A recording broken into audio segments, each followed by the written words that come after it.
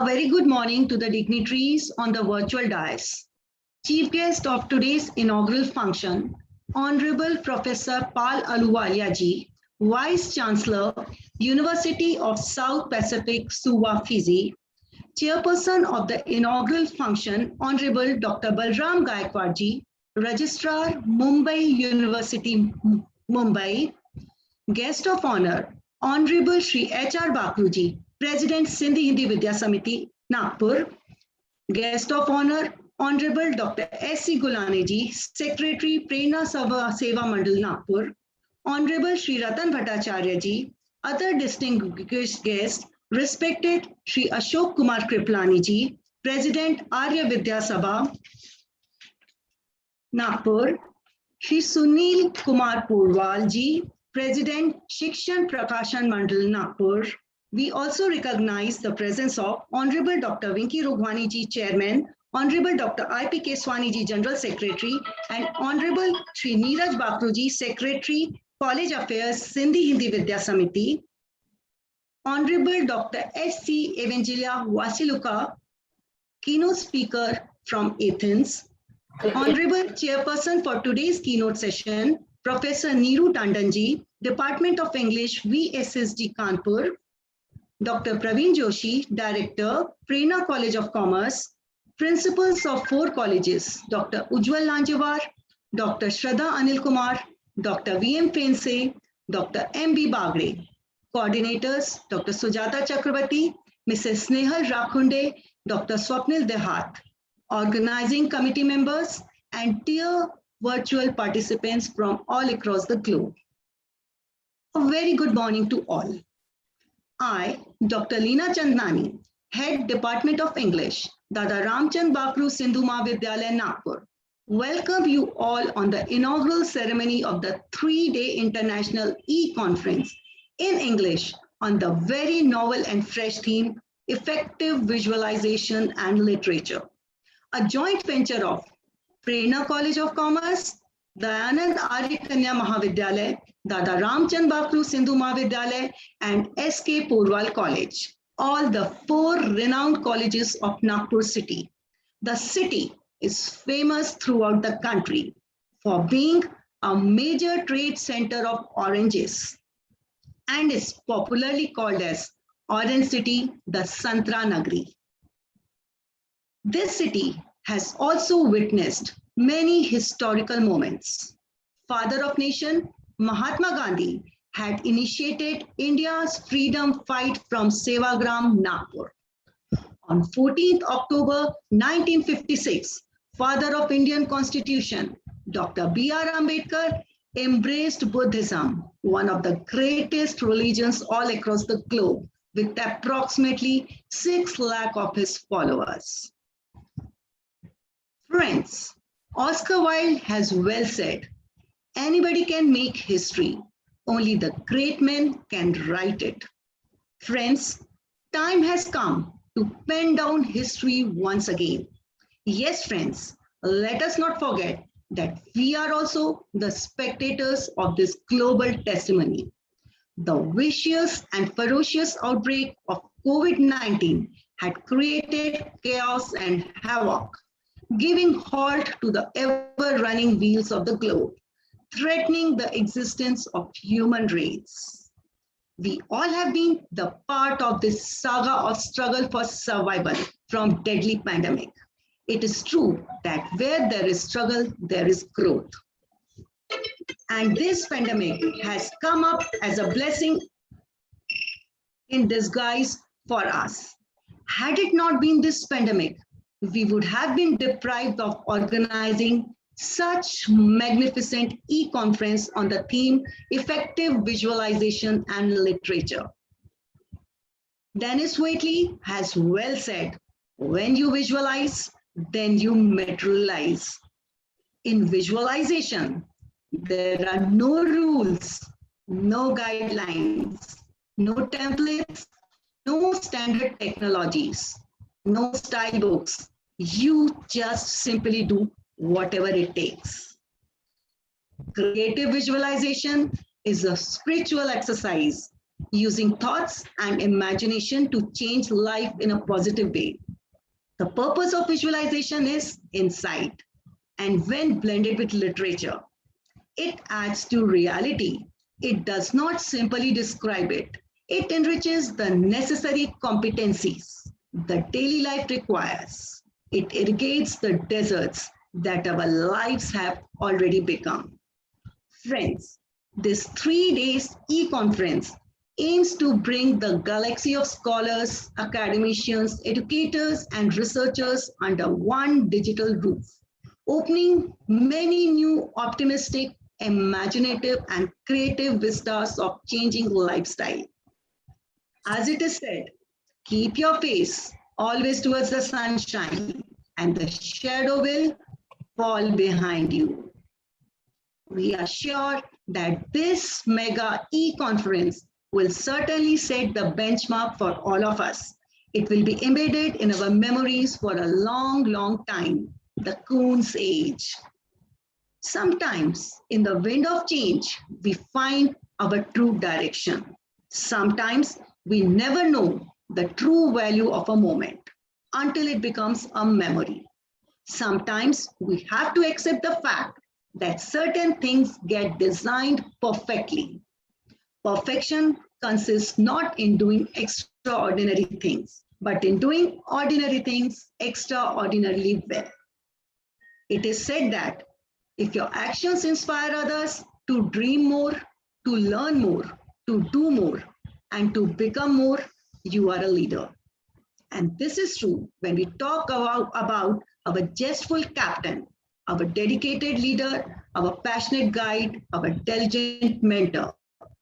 Friends, he is the hard taskmaster who leaves no stone unturned to create wonders. This mega e-conference is his brainchild. His painstaking efforts has made this event see the light of the day. I invite Dr. Praveen Joshi, Director, Prerna College of Commerce, for his introductory speech.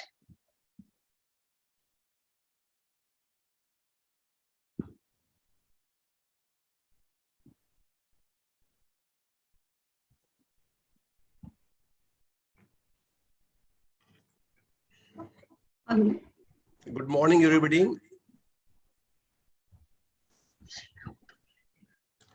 Good morning, everybody. It's great pleasure to be here with all of you. The conference on the topic effective visualization and literature is being organized by 4 colleges: Prerna College of Commerce, Dayanand Arya Kanya Mahavidyalaya, DRB Sindhu Mahavidyalaya, and SK Purwal College, Kampthi. I welcome all the dignitaries and all the participants to this mega event of 3 days. I welcome the chief guest of this morning's inaugural function, Professor Pal Ahluwalia, the Honorable Vice Chancellor of the University of Fiji, who has really inspired us in many ways. I also welcome my dear friend, Dr. Balram Gaikwad, the Honorable Registrar of Mumbai University, the management members, Shri S.C. Gullane, the Secretary of Prerna Seva Mandal, Shri Harish Bakruji, the President of Sindh Hindi Vidya Samiti, Dr. Vinky Rughwani, the Chairman of Sindh Hindi Vidya Samiti, Dr. I.P. Keswani, the General Secretary, Sindh Hindi Vidya Samiti, and all the dignitaries Dr. Neeru Tandon, the chairperson of keynote address, Dr. Ratan Bhattacharya ji, our guest of honor, and our keynote speaker, Dr. Evangelia from Athens. I extend hearty welcome to all of you. Friends, because of this pandemic, the world has come closer and closer. We have developed such technology that now conferences and meetings can be held with the help of advanced technology. And this pandemic has made us bring about a tremendous change in the way you use technology. And therefore, with the help of technology, we are all come together. Rabindranath Tagore has said in his poem Gitanjali and expressed hope that the whole world comes together as one single country. He says, where the world has not been broken up into fragments by narrow domestic walls. So during this post-pandemic period, we see all the barriers, all the petty considerations, all regional and geographical boundaries have got dissolved and the whole world has come together. That's the reason why all of us here are together from different countries. We have guests and participants from countries like Singapore, like Philippines, Greece, England, America, Sri Lanka, and many other countries. This is how the dream of Rabindranath Tagore is coming true, whatever may be the reason, thanks to the pandemic. Friends, creative visualization is the cognitive process of purposefully generating visual mental images with eyes open or closed, stimulating and recreating visual perception in order to maintain, inspect, and transform those images, consequently modifying their associated emotions or feelings. As Wordsworth has well put it, poetry is the spontaneous overflow of powerful feelings, recollected in tranquility. In literature, imagination and visualization play a very important part. Literature is the reflection of what life is and what life should be. It means it reflects the reality as well as fantasy. Whenever writers, poets, artists imagine something, they involve all of their senses like touch, smell, sight, sound, and taste, and form a mental picture. Once that mental picture is formed, they start visualization as to how to add more beauty to the picture that they have formed before their eyes. Out of an ordinary picture, they create a magnificent one with the application of all of their creative talent. The greater is their creative talent, the more beautiful will be the piece of art that they have created. Creative visualization plays a very important role in every field of art, may it be architecture, may it be painting, may it be poetry, may it be prose, drama, may it be any kind of field of art. Creative visualization effective visualization has to play a very important role. Now we see that out of an ordinary picture, an artist is able to create more and more beauty.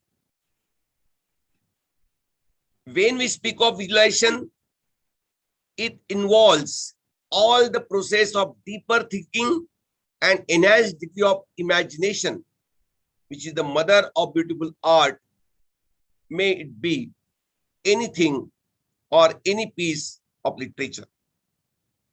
I don't want to speak more on this topic.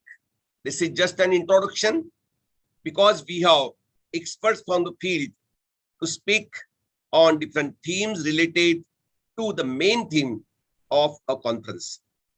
Once again, I welcome all of you and wish you all the best. Thank you very much.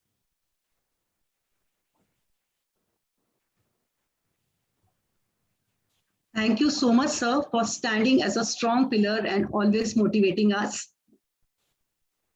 Now I invite Dr. Sujata Chakravarti, Head Department of English, Dayanand Arya Kanya Mahavidyalaya, to introduce our eminent guests. Thank you, Leena. Good morning, everyone. I hope all of you are keeping safe and taking very good care of yourselves in this prevalent pandemic situation. As Joshi sir rightly pointed out, this pandemic situation has brought the world closer. It is because of this that we have the privilege of listening to a variety and such stalwarts from the academic world at such short notice.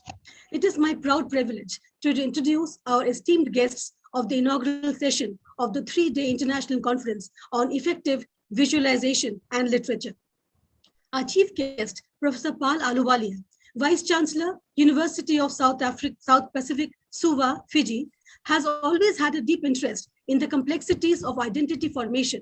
Yet, his own upbringing and professional career reflects a myriad of cultural influences. He was born in Kenya, schooled in Canada, received a bachelor's degree and a Master of Arts from the University of Saskatchewan, and then completed his PhD at Flinders University in Adelaide. He was subsequently at Adelaide University for 14 years, finished his professorship of the Political and Science Department, then visiting professor with the University of California, Berkeley, and professor with the Goldsmiths College at the University of London, where he was also the director of the Center for Post-Colonial Studies. Prior to commencing as the Pro-Vice Chancellor at the University of South Australia, Professor Ahluwalia was Research Essay Chair and Professor of Post-Colonial Studies in the Haque Research Institute and Director of the Center for Post-Colonial Studies. At the same time, he was a professor in the Department of Ethnic Studies at the University of California. His main research interests lie in the areas of African studies, social and cultural theory in particular, post-colonial theory and the processes of diaspora, exile, and migration. On the 14th of October 2008, Professor Ahluwalia was appointed at a UNESCO chair in transnational diasporas and reconciliation studies. From 2014 to 18, he served as Pro-Vice Chancellor, Research and Innovation at the University of Portsmouth before being appointed as Vice Chancellor and President of the University of South Pacific. It is indeed our honor, sir, to have you on board today. And I'm sure our delegates and participants are waiting to listen to you. Now let me introduce our chairperson of the inaugural session, Dr. Baliram Gaikwad. Dr. Baliram Gaikwad, after completing his MA in English, joined N.G. Acharya and D.K. Marathi College in Mumbai. He has studied English literature in depth, and at the same time, he has excelled in the field of research. He was the head Department of English in N.G. Acharya and D.K. Marathi College. He earned his Fulbright Fellowship and joined research in the University of Florida, where he pursued his doctoral study in comparative literature. Besides being a teacher, scholar, researcher par excellence, he has strong administrative guts also. That is the reason he has been appointed as the registrar of Mumbai University. At present, he is working very hard to bring about positive changes in the administration of Mumbai University. At the same time, he is promoting genuine research in the Mumbai University. I'm sure Mumbai University will go places under you, sir. Welcome. I would now like to introduce our guests of honor, Dr. S.C. Gulane, Shri H.R. Bakru, and Shri Ratan Bhattacharya. Dr. S.C. Gulane, Secretary Prerna Seva Mandal, Nagpur, is a very dynamic and dedicated personality, well known across the state of Maharashtra. He is the founder of Prerna Seva Mandal that runs a premier educational institution of the Orange City, the Prerna College of Commerce. He has worked as a teacher in the Department of Commerce in Dada Ramchand Bhakru Sindhu Mahavidyalaya for almost 38 years and superannuated as a vice principal there. He was also the supervisor, that is a PhD guide, and 19 scholars have been awarded PhD under his guidance, and 8 students are still pursuing their doctorate in his supervision. In the year 1993, Dr. Gulane was appointed as a principal of Women's College in Nandanvan, Nagpur. He worked tirelessly for the progress of the college. Now he has been working very hard to make Prerna College a multi-domain college in Nagpur. Welcome, sir.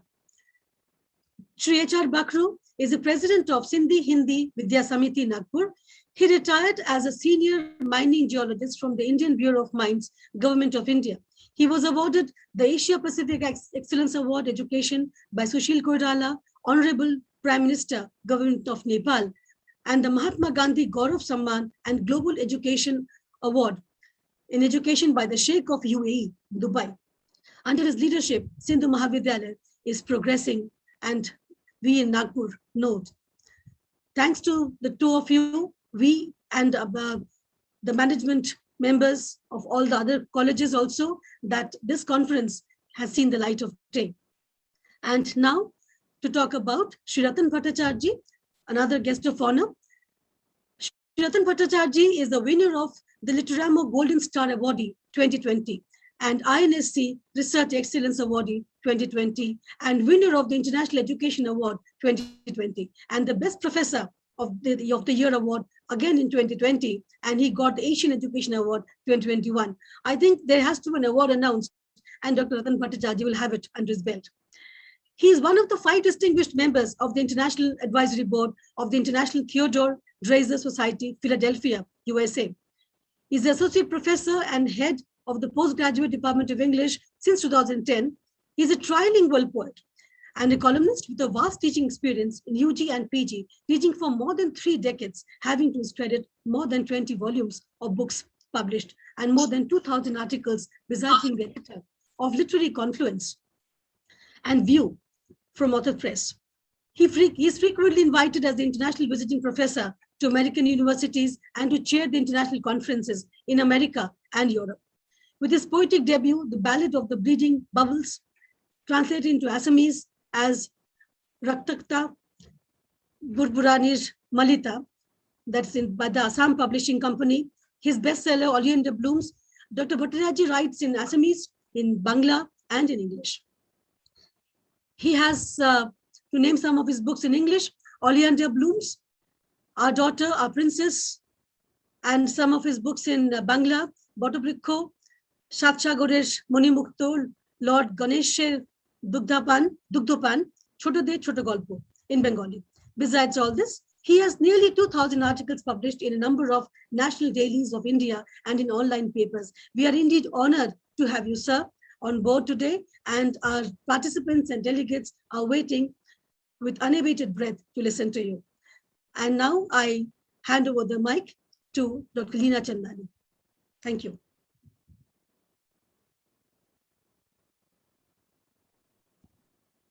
Thank you so much, ma'am. Thank you. Now I invite Dr. S.C. Gulane to share his views on this occasion.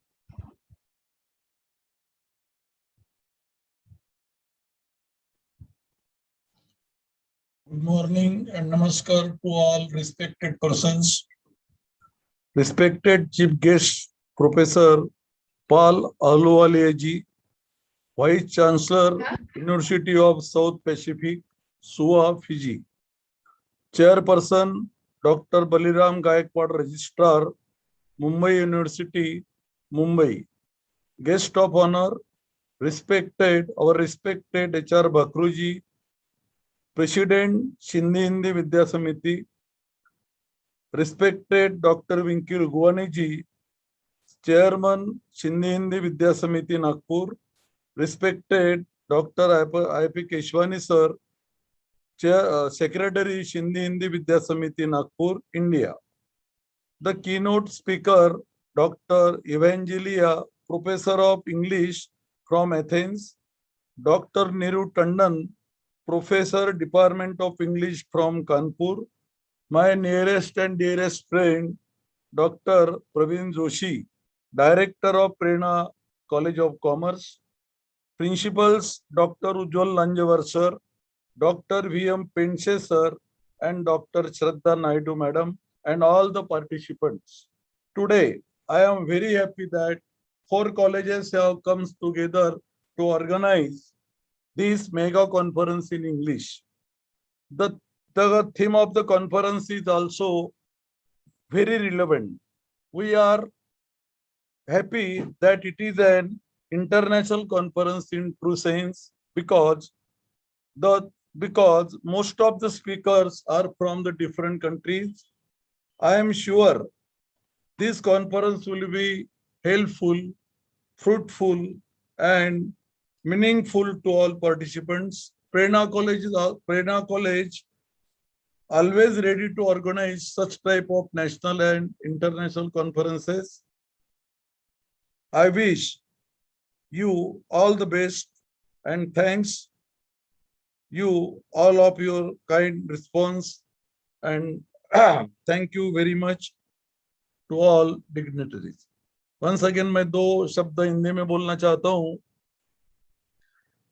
मैंने लगभग 35 years जिस संगठन में काम करने का मौका दिया वो मेरे HR Bhakru sir president, Vinky Rugwani sir chairman and IP Keshwani sir secretary, मैं और प्रवीण जोशी, हम दोनों की जोड़ी आप लोगों की ही कॉलेज में ट्रेन हुई है और आज जहां भी है ये सिंधु हिंदू कॉलेज को हम इसका श्रेय देते हैं.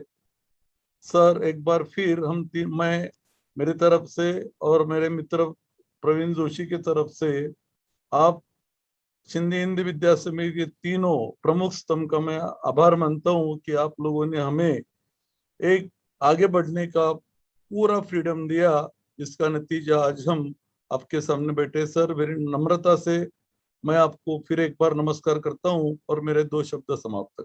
नमस्कार sir. Thank you so much, Gulane sir. Thank you for acknowledging the things that the platform that Dada Ramchand Bakru Sindhu Mahavidyalaya and Sindhi Hindi Vidya Samiti has given us. Thank you so much for your kind words. I request Shri HR Bakru ji to bless us on this occasion.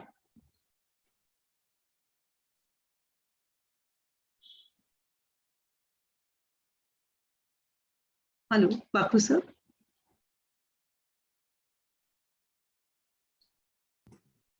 Hello, namaskar. Am I audible? Yes, sir. Yes, sir. You're audible. Thank you. Effective visualization and literature. Dear brothers and sisters, very good morning. Visualization is a technique for creating images, diagrams to communicate a message, a thought. Visualization should be efficient enough to explain your idea or messages, enough to explain your idea, the message. It has so many applications in science and education. This conference has main aim of exploring, having deliberations on the effective means of visualization in literature. For research in literature, the literature review is a key component of academic research, which allows researchers to build upon each other's work. While modern search engines enable fast access to publication, there is lack of support to filter vast irrelevant papers. We live in contemporary society, surrounded by visuals, along with software options and electronic distribution, which has created an increased importance in effective scientific visual. Data visualization literature includes many great resources, while various resources are targeted at developing design proficiency.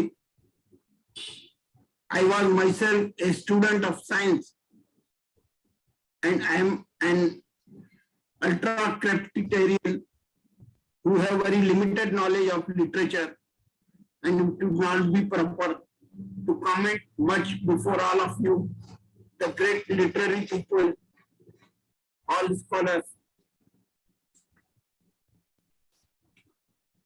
like Professor Ahluwalia ji, Wengelia Vasimko, Rebecca Haque ji, Dr. Arvind Rai, Professor David Paradi, Professor Neeru Tandon, Dr. Archana Bhattacharya ji, and various others.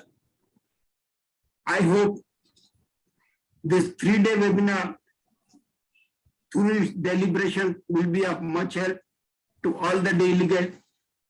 Wishing my elder brother Ashok Kriplani ji and my younger brothers Professor S.C. Gulane and Dr. Praveen Joshi a grand success of this program.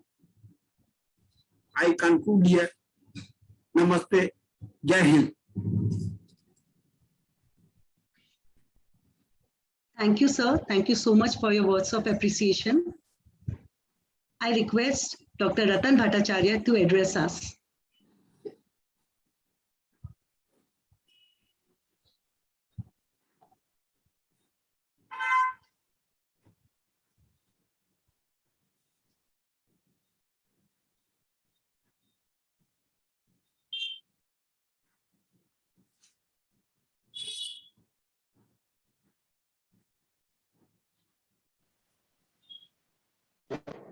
Sir, you are not audible. Am I audible? Yes, sir, you are audible. Okay, Yes, sir. okay. Good morning, all of you. And this August gathering in the historical Orange city of Nagpur, and where the 4 renowned colleges, they're organizing this seminar, this conference, with the presence of Honorable Vice Chancellor, Dr. Paul Ahluwalia, Registrar Mumbai University, sir, and principals of 4 colleges, along with Dr. Praveen Joshi, director and the brain, mind, heart behind this conference, Gulami sir, and all organizing committee members. My respect and regards for all of you for honoring me with this opportunity to speak some words on this great event. Orange City. Yes, Pablo Neruda told, love is like an orange, sweet like an orange. So Orange City is giving us this sweet opportunity. And pandemic, as Dr. Joshi told, that it enabled the visualization globally. In fact, visualization, so far we know that it is a battle, twice won. First, we win this battle in our mind, and then we win this battle in reality. Now, visualization is daydreaming with a purpose. When you visualize, you materialize. To bring anything into your life, imagine that it's already there. This visualization is the most important part of our mental package. In fact, when I was invited to the American universities as international visiting faculty, for example, in Fairleigh Dickinson University in New Jersey, or in a seminar in Princeton University, one very important event occurred where William Shakespeare's plays, 4 world famous plays, were chosen to demonstrate how the visualization scheme works in grasping the meaning of the stories. With the rapid advance in information technology, the applicability of computers has moved from the scientific field towards simulating human intelligence. We are already familiar with using computers to produce music and art for language translation. You know, those who are using social media in 2010, I joined social media. I was presenting poems with pictures, and probably to give the idea that we can produce some visualization of the poems. And more important is, who doesn't know it? When you read Wordsworth's poem, 10,000 daffodils I saw at a glance. Do you not visualize? Now, if you do it on the screen, if you show 10,000 daffodils, nowadays it's very easy by making a video, by making YouTube, by making other epic channels. For example, Tagore's short stories, for example, when they were showing the stories, Rabindranath Tagore's Chokher Bali or Charulata. So it's a rare vision, and people come very close to this visual aspect of Tagore's plays and novels.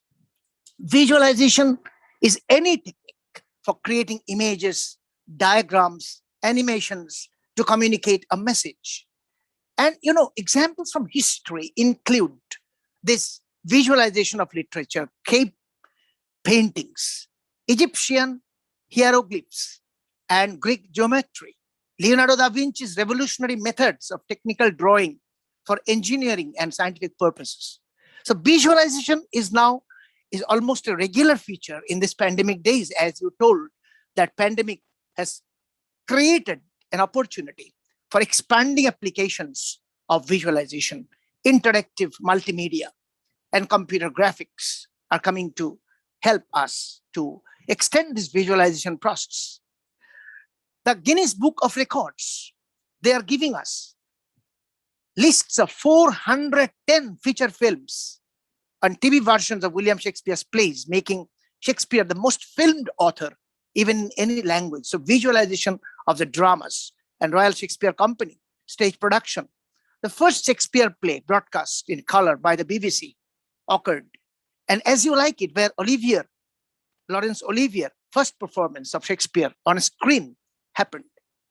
You know, one thing happened, that when last year my book, 6 Feet Distance, that was published from USA, it was a story of Corona lockdown days of South Asian response. And I have got offers from different people to serialize, to make a film of those stories of the lockdown days of South Asian people, how they suffer, how they pass their days in the lockdown period. And that book is published by Author House, USA, Bloomington. So I am also taking advantage of this kind of visualization, that what I wrote in my book, the stories, now they will be visualized. So I think visualization is a wonderful tool, because from cartography to Ptolemy's Geographia in 2nd century AD, map of China, 1137 AD, or Napoleon's invasion of Russia a century and a half ago, visualization is a wonderful tool to achieve amazing success in our life. And if you understand the power of visualization and the tools and techniques to visualize, you can build a positive attitude and condition your mind constructively accomplish. Mind and research, these are very much important in giving us visualization effectively. Even Aristotle, you know, it said, first have a definite, clear, practical, ideal, a goal, an objective. Second, have the necessary means to achieve your ends, wisdom, money, materials, methods. Third, adjust all your means to that end. And visualization is simple, yet powerful tool to achieve your desired outcomes. Sit in a quiet place, take a couple of deep thoughts, and start visualizing. So now computer technology is coming. Now computer graphics has formed its beginning from the used to study scientific problems, but we are now using it for popularizing literature all over the world. For our classes, for our audience, we are using scientific visualization for literary purpose. And literature is getting this information visualization, educational visualization, knowledge visualization, product visualization, and even visual communication, visual analytics. All these are coming with the interactive visualization. So I'm very much happy that we have reached a morning where we are discussing all these visualization purposes. And I am very much grateful to the organizing committee and to Dr. Praveen Joshi, Dr. Neeru Tindon, our keynote speaker chairman of this session, and Lina ji, who is coordinating the total program in such an adroit way. So I thank all of you for giving me opportunity to visualize once more this event. You are doing a great job, because this is a very great topic where literature can be seen, not merely read, not merely studied. You have to see literature. You see a poem. When Wordsworth writing 10,000 daffodils, I saw at a glance. Now students can see the daffodils at a glance. So thank you so much for giving me this opportunity. Time is a constraint here, because many other dignitaries waiting for giving their valuable deliberations. And I cut short my speech here. And thank you very much once again, all the dignitaries, to make me present with you in this participation. Thank you so much. Namaskar, good morning, and wishing all success to this conference. Thank you. Thank you so much, sir, for giving us the insight on our theme of the conference. Thank you. Friends, due to on-time governmental engagement, Professor Pal Aluwalia ji has expressed his inability to join directly with us, but he has mailed us his pre-recorded speech that we will play now. We are really sorry for this. We request you to kindly bear with us. I request the organizers to show the video of Professor Aluwalia ji.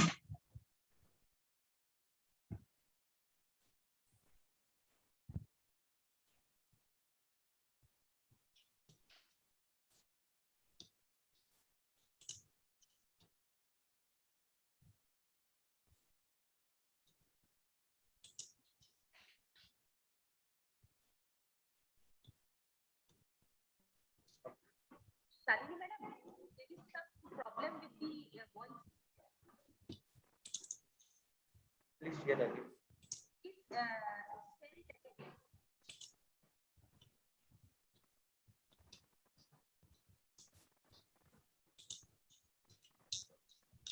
Or we can share for all.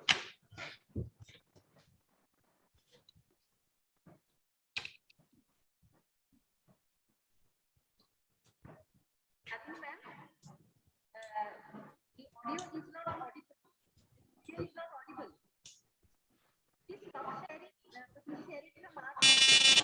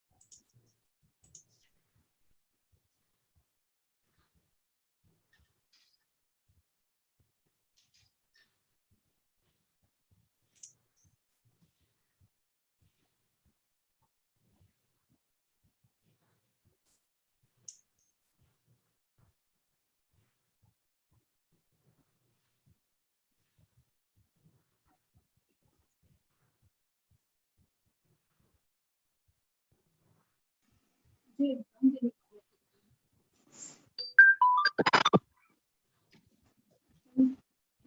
आवाज नहीं आ रही है, बहुत धीमी है। हाँ, आवाज ही नहीं आ रही।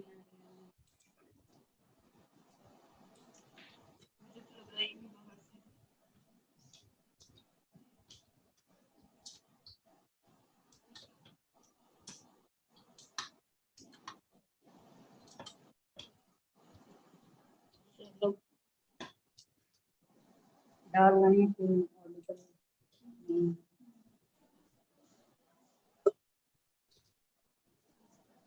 Voice is not audible. Voices not audible. क्या कह रही? Hello ma'am.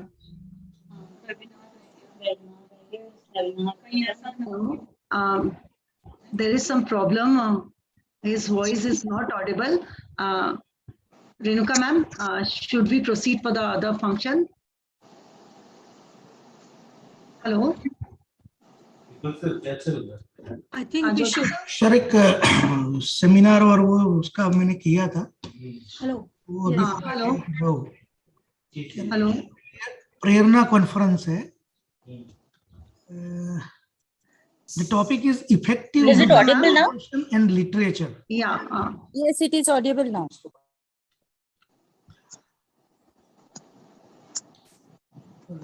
Hello. Hello?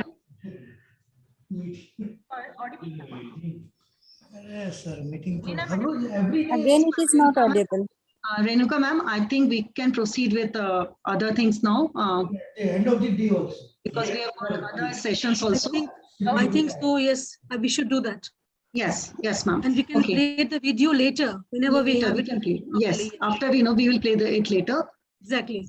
Please proceed with the other one. Yeah, ma'am. Yes, ma'am. Sorry all for the technical issue. Now I request Honorable Shri Balram Gaikwad ji to address us. Very, very warm good morning to all of you, all the dignitaries. This 3-day international conference on in English on effective visualization and literature, which is a joint endeavor of Department of English and of Plenary College of Commerce, Nagpur, Dayanand Arya Kanya Mahavidyalaya, Nagpur, and Dada Ramchand Bakru Sindhu Mahavidyalaya, Nagpur, and Seth Keshimal Global College of Art, Science and Commerce. This is so apt in time. नाम तो बता नहीं मैं बता एक minute अगर कुछ है Deepak Patel ji, please mute yourself.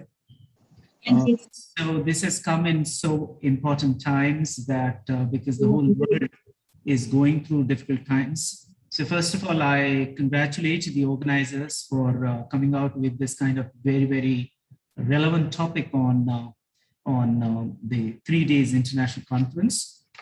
So the dignitaries involved today with us, Honorable Chief Guest, Professor Pal Ahluwalia ji. We couldn't hear him perfectly, but let us visualize what he may have said and understand what exactly he certainly has sent his wishes. And I think the organizers will be in a position to overcome the technical difficulties, and shortly we should be in a position to listen to him. So Professor Pal Ahluwalia ji and Dr. S.C. Gulani ji, Secretary, Prerna Seva Mandal, Nagpur, India. Shri H.R. Bakruji, President, Sindhu Hindi Vidya Samiti. Dr. Evangelina Vasikalu, Professor, the English Academy of Languages from Athens, Greece. Today's chairperson for that keynote speaker session, Professor Neeru Chandan, Principal Dr. Jaideep Sarangi, Dr. Arvind Nawale from Latur, Dr. Archana Bhattacharya ji from Assam, all the organizers, as well as Dr. Praveen Joshi and all the delegates who are in this session at this moment from all over the world. First of all, my sincere apology. In between, I had to get cut short by my presence on this visual platform, video platform. I was attending some meeting in Mantralaya, but luckily it got over soon, and so some part of Dr. Ratan Bhattacharyaji's speech I could hear too. I enjoyed your thoughts on the idea of visualization, and I must say, as I said in the opening remarks, that this particular conference has come on very, very appropriate times. The reason is that last 18 months, the entire world, and of course, India is not an exception to this fact that we all are facing greatest difficulties by the tiny destructive element called COVID-19. And so in spite of that, the human spirit, human soul will always overcome, come what may, whatever amount of intensity of the dangers. That's the history of humans, and we have overcome all such kind of difficulties even in the past. And today we see that gradually we are coming up and getting victory over this tiny destructive element called COVID. And I think as the Dr. Leena also mentioned in her introductory remarks, that how we have been able to overcome this difficulty too, and we are learning how to cope up with the difficult, different kind of platforms in order to cater to the education. And what comes to my mind today when we are talking about the effective visualization and how literature trains human brain to be able to think appropriately and visualizing. I think it also reminds me of, we usually say that if you can imagine it and visualize it, you can create it. And so this process of visualization and imagination, keeping it on track and getting it appropriately done and further effective action on it, then only we can create it. Visualization is the human being's vehicle to future, be it good, bad, or indifferent. It is strictly in our control. So if we train our brain to visualize in effective manner all impossible things which seem to be impossible to achieve for human brains, human mind, we can definitely overcome that, we can achieve it. And it is in this sense that what is most important is to train our brain appropriately and in the right direction. Probably even teaching community 2 years before wouldn't have accepted this kind of fact that we will have to deliver all our classes on an online platform. But as the time has come, the difficult situation we are facing, automatically we train our brains, we visualize that we can do the delivery of our classes through digital platform. And you see across the globe today, we all are connected over here on this platform. I think somewhere this visualization was responsible for bringing all of us on this digital platform. It is in this sense that we say all human lives aspects, all walks of human life, which are part of literature, have been visualized in most appropriate manner, and that's how literature has proven its significance in human life. This also again reminds me of the most popular Aristotle-Plato debate, wherein Plato rejected the place for the poets in the ideal state. And we see the ingenious remarks and ingenious debate by his own disciple Aristotle, wherein he convinced and gives very, very logical argument to this particular rejection of the poets in the ideal state, wherein the major argument of Aristotle is that it is poets are not liars, and poetry is not mother of lies, but poetry is creation. It's a new creation. So poets can visualize life in much better way than it exists. So the most important significance of the poet's literature as a larger term is that literature can help society to train its brain, and also to train its brain to think and visualize in most appropriate manner the kind of society that we are living and how the society can still come into the most beautiful and most appropriate manner. I think this kind of modules and this kind of ideal situation for the society can be given by the powerful, effective visualization. And I think only source of that would be today, as the dimensions of life and education has completely undergone change. With changed national education policy also, we see that more and more comprehensive, more and more interdisciplinary approach we require. And I think this kind of interdisciplinary approaches can also be brought in and can easily be in subtle manner, can also be the part of curricula and pedagogy only through understanding literature. And I think the literature largely will help in facilitating this kind of national goals that national education policy has envisaged through this new policy.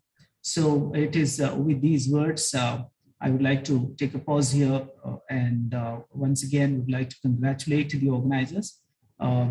Thanks to Dr. Praveen Joshi for inviting me for this great occasion. And I'm so glad to get in touch with all of you and look forward to listen from all of you too. And I'm sure that the kind of deliberations which are going to happen in the next 3 days over here will set kind of new trends wherein how the effective visualization can be the part of reality of our life through literature.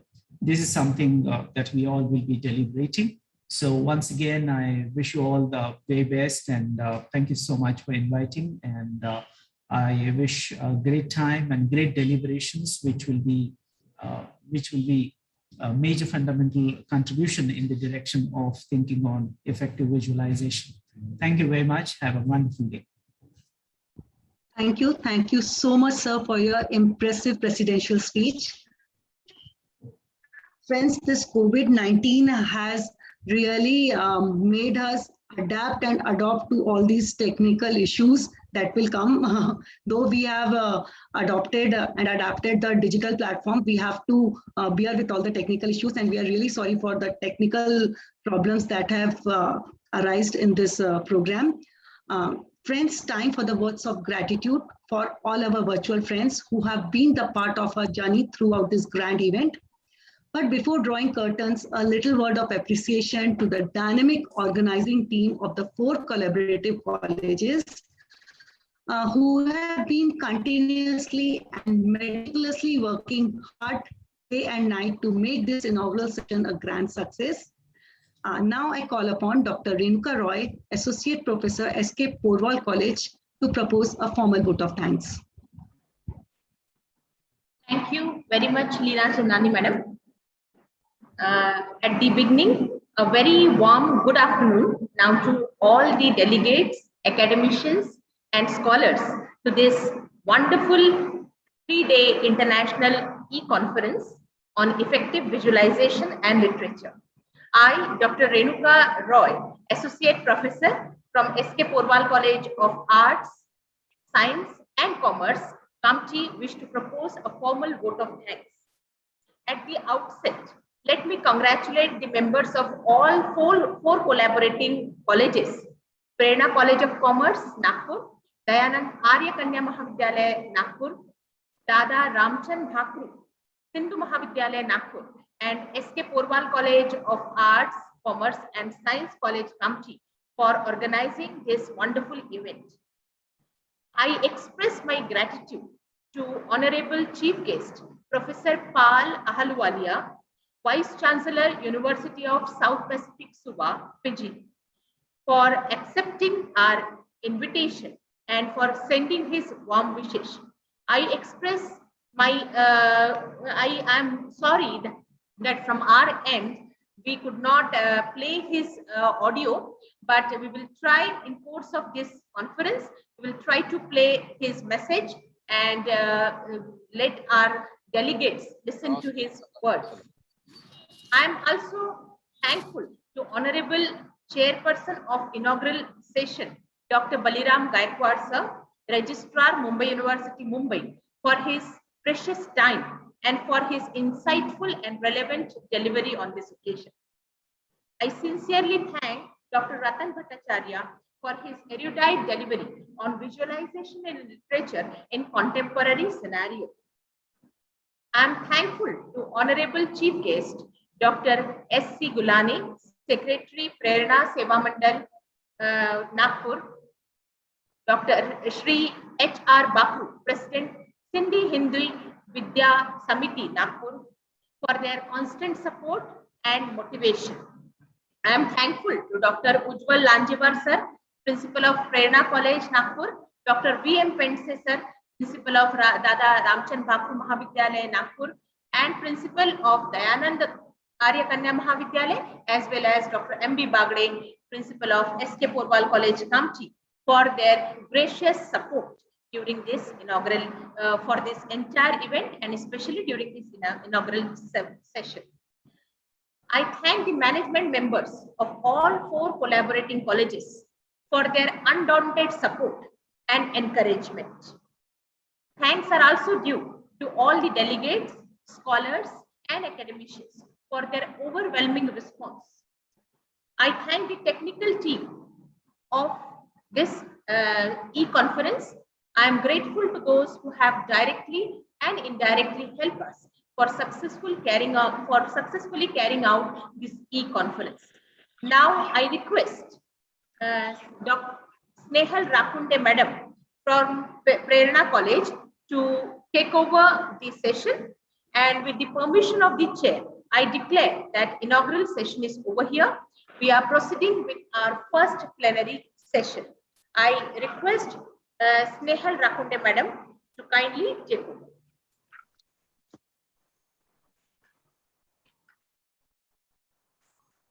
Thank you, Renuka ma'am. Good afternoon, everybody. I, Snehal Rakunde, Assistant Professor, Prerna College of Commerce, welcome you all. Excuse me, madam. Snehal madam. Snehal madam, you are not visible. Yes. You have to set your screen in such a way that we could be able to see you. You are not visible. Please adjust your camera. Is it okay, ma'am? No, Snehal. Your screen isn't visible at all. You are not visible at all.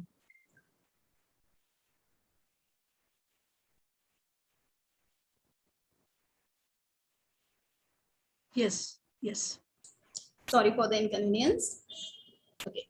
Good afternoon, everybody. I, Snehal Rakunde, Assistant Professor, Prerna College of Commerce, welcome you all on the keynote session of the 3-day International Conference in English on Effective Visualization and Literature.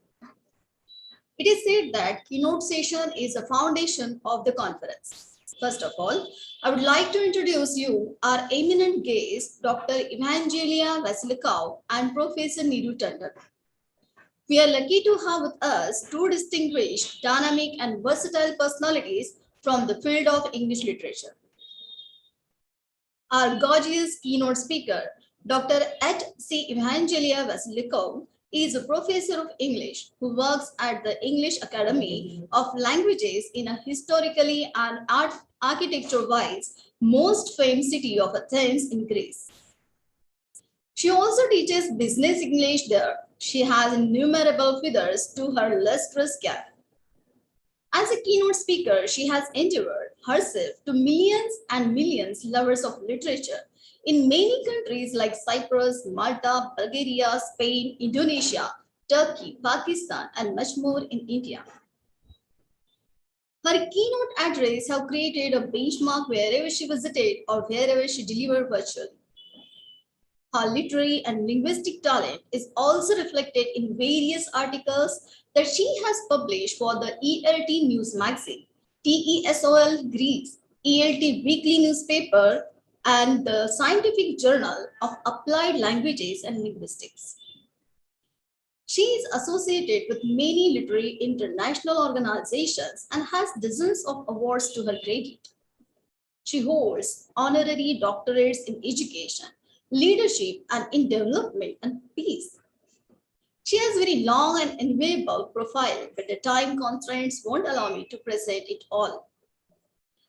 Ma'am is delivering a talk on the topic Magical Realism, the fusion of reality and fantasy in literature. Ma'am, we extend a very hearty welcome to you with huge sense of gratitude. Evangeline ma'am, over to you now. Hello, warm greetings from Greece. A warm good morning to all of you, all the dignitaries, the professors, the scholars, the participants, the galaxy of academicians. And I would like also to extend my gratitude to the organizer, especially to Dr. Josie for inviting me. Allow me to share my screen. I would like to give me access because the host has disabled my screen sharing so that I can share my presentation.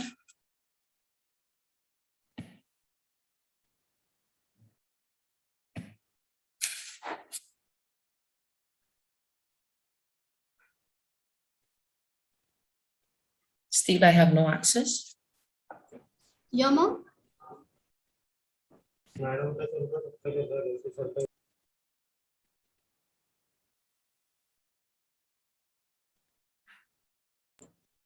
you can share the screen. No. The message that I've got is host disabled participant screen sharing. Perhaps I need to be made a co-host so that I can have access. Okay. Madam, we have made accessible you have been given access. Please try sharing again. Yes, now it's okay. Yeah. Now I can share.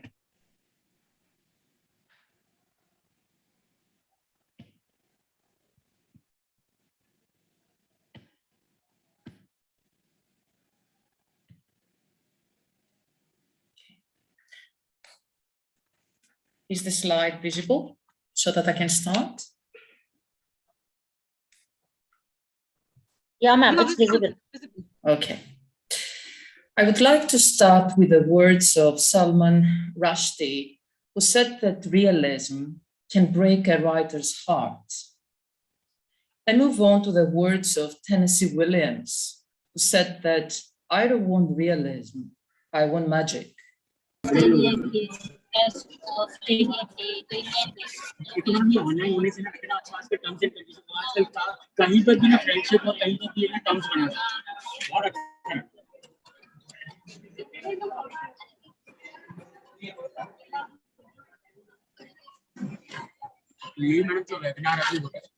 is some background noise. There is some background noise.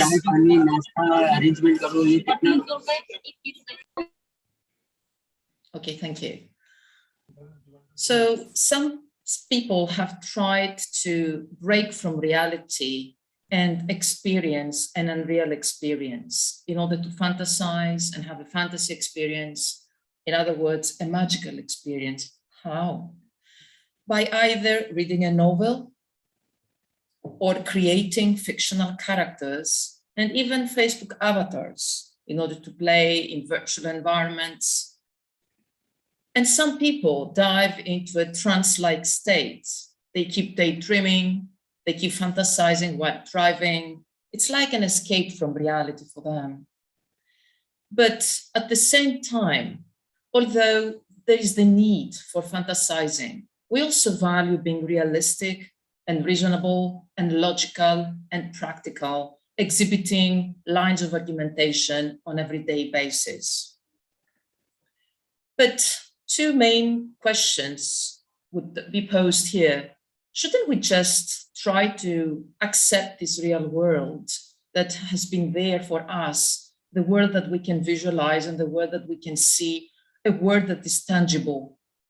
Why do we need sometimes to delve deeply into this fantasy world? Why do we need to travel into the realms of imagination? Is it because we can explain reality through fantasy? Perhaps that could be an explanation. But we should start first by explaining what fantasy is and what realism or reality is. Fantasy can lure readers into comforting and embrace and speak to the human desire for more than the empirical world of the familiar, according to Rosland, 2016. Fantasy actually could be described as a genre that one takes under one big umbrella term, the non-realistic literature, as opposed to the realistic literature. Let's start with the realistic fiction. Romain Gary said that reality cannot be considered to be an inspiration for literature because it's the other way around. Literature is an inspiration for reality. This is how he conceptualized reality. But there are also other interpretations, and let me refer to some. In realistic literature,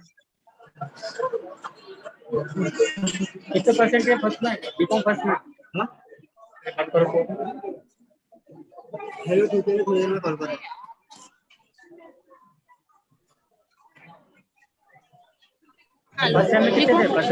730. Mute everyone. Some people's microphone is on. 7689. Madam, sorry for the inconvenience. Yes, it's okay. Organizers, It's okay. please mute everybody except the speaker. I understand. So just a minute, madam. We'll get.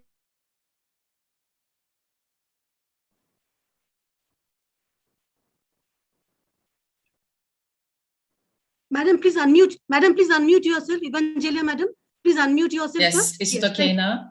Yes, madam. Thank you. So I was saying, I was talking about the way that realistic literature has been conceptualized, and it's the world is the world that the one we live in, the one that we experience on a daily basis, that refers to the past and present, an exact copy of our realistic interpretation. What we read and what we are exposed in realistic literature is real. In other words, it would not fade away, it would follow our view of reality. It could be described as the faithful representation of reality. Realism in literature is, according to Rosland 2016, is the attempt to represent the subject matter in a very truthful way, with no signs of artificiality and avoiding any kind of artistic formulas and conventions, the implausible, the exotic, and the supernatural elements. As opposed to the non-realistic one that really breaks with our view of reality. It is somehow a form of deviation, something that we know cannot or will not happen. So in this type of literature, the mystical creatures and magic dimensions are just be seen as natural as internet and horses are to us. A common perception of realism, and a very important term I would like to mention, is that it is characterized by maximum verisimilitude, which means the appearance of being real.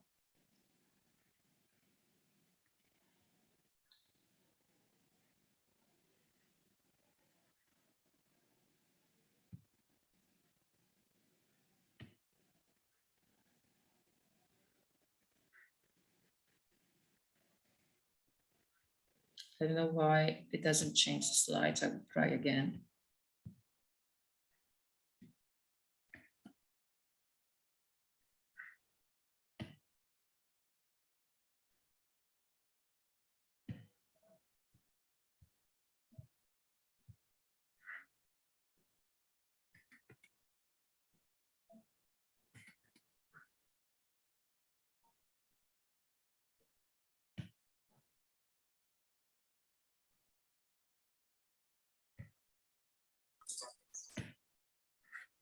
Yes, okay, there was a tech problem. Now I managed.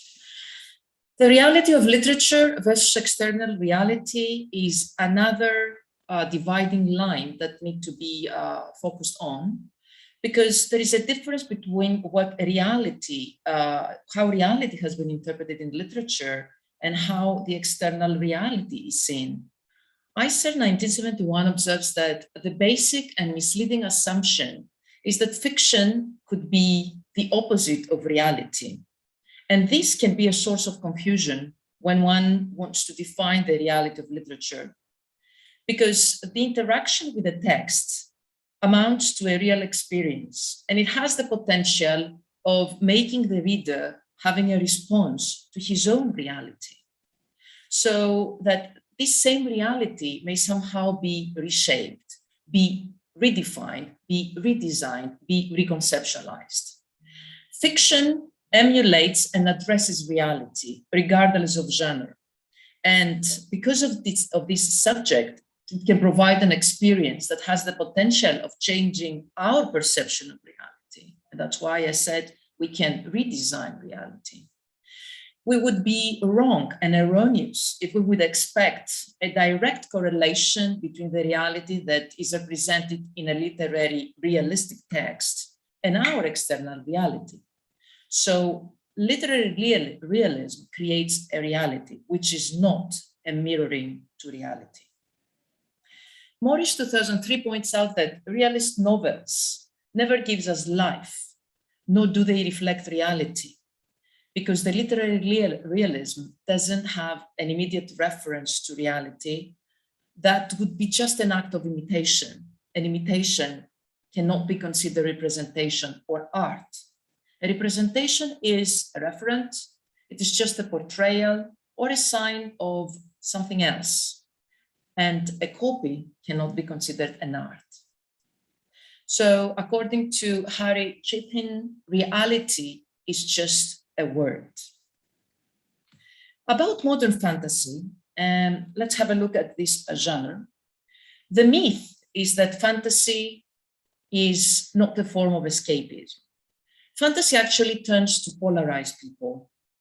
And logic says that serious readers prefer realism, while fantasy caters primarily for children because they view reading as an overarching aim of escapism.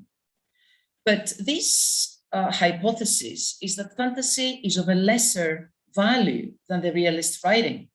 And that is why it is very often associated with the childish imagination and the childlike world.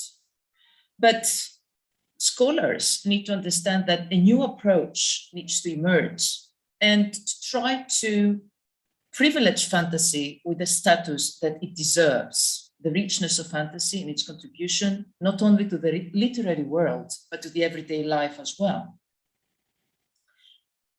One of the most striking advantages of fantasy is that it permits readers to experiment with a diversity of different interpretations of how they see the world. It takes the hypothetical situation and invites readers to make connections between a scenario that is just probabilistic and real and their own social reality. So fantasy fiction is just a form of deformation of reality, and deformation because it needs to be deconstructed in order to be reconstructed and create its own reality. Really, fantasy and phantasmagorical issues and terms matter. According to Zarps 2012, as cited in Rosland 2016, we word of fairy tales and we pretend that they are focusing mainly for children because they tend to show us more truth than we want to know. And they are full of desire and optimism. They deal with brutality, violence, and perversity. They expose the realm of untruth, and the best are there and concise. They can dominate our minds, and perhaps they can prevail our souls. They form another world, a counter world, where social justice is more readily attainable in comparison to our actual world. So between these two extremes, fantasy and reality, could there be a bridge? Yes, the answer is yes. There is the magical realism, the fusion of reality and fantasy in literature. And that was the main question that triggered me in order to prepare this kind of presentation today. What is it? What is exactly meant by magical realism? It's briefly an oxymoronic amalgamation because it is the fusion between fantasy and reality, as I said before. It narrates its stories from the perspective of people who live in today's world and are exposed to a differentiated reality from the reality we call objective reality. And if there is a ghost in a story of magical realism, the ghost there is not a fantasy element, but truly a manifestation of the reality of the people who really believe and have real experiences, their experiences of ghosts. So the magical realist fiction shows the real world of people, and their reality is different from others. It is not a speculation. It endeavors to demonstrate the world through other eyes and other perspectives. In magical realism, we find the transformation of the ordinary into the awesome. Awesomeness is its characteristic, distinctive characteristic. It is predominantly an art of surprises.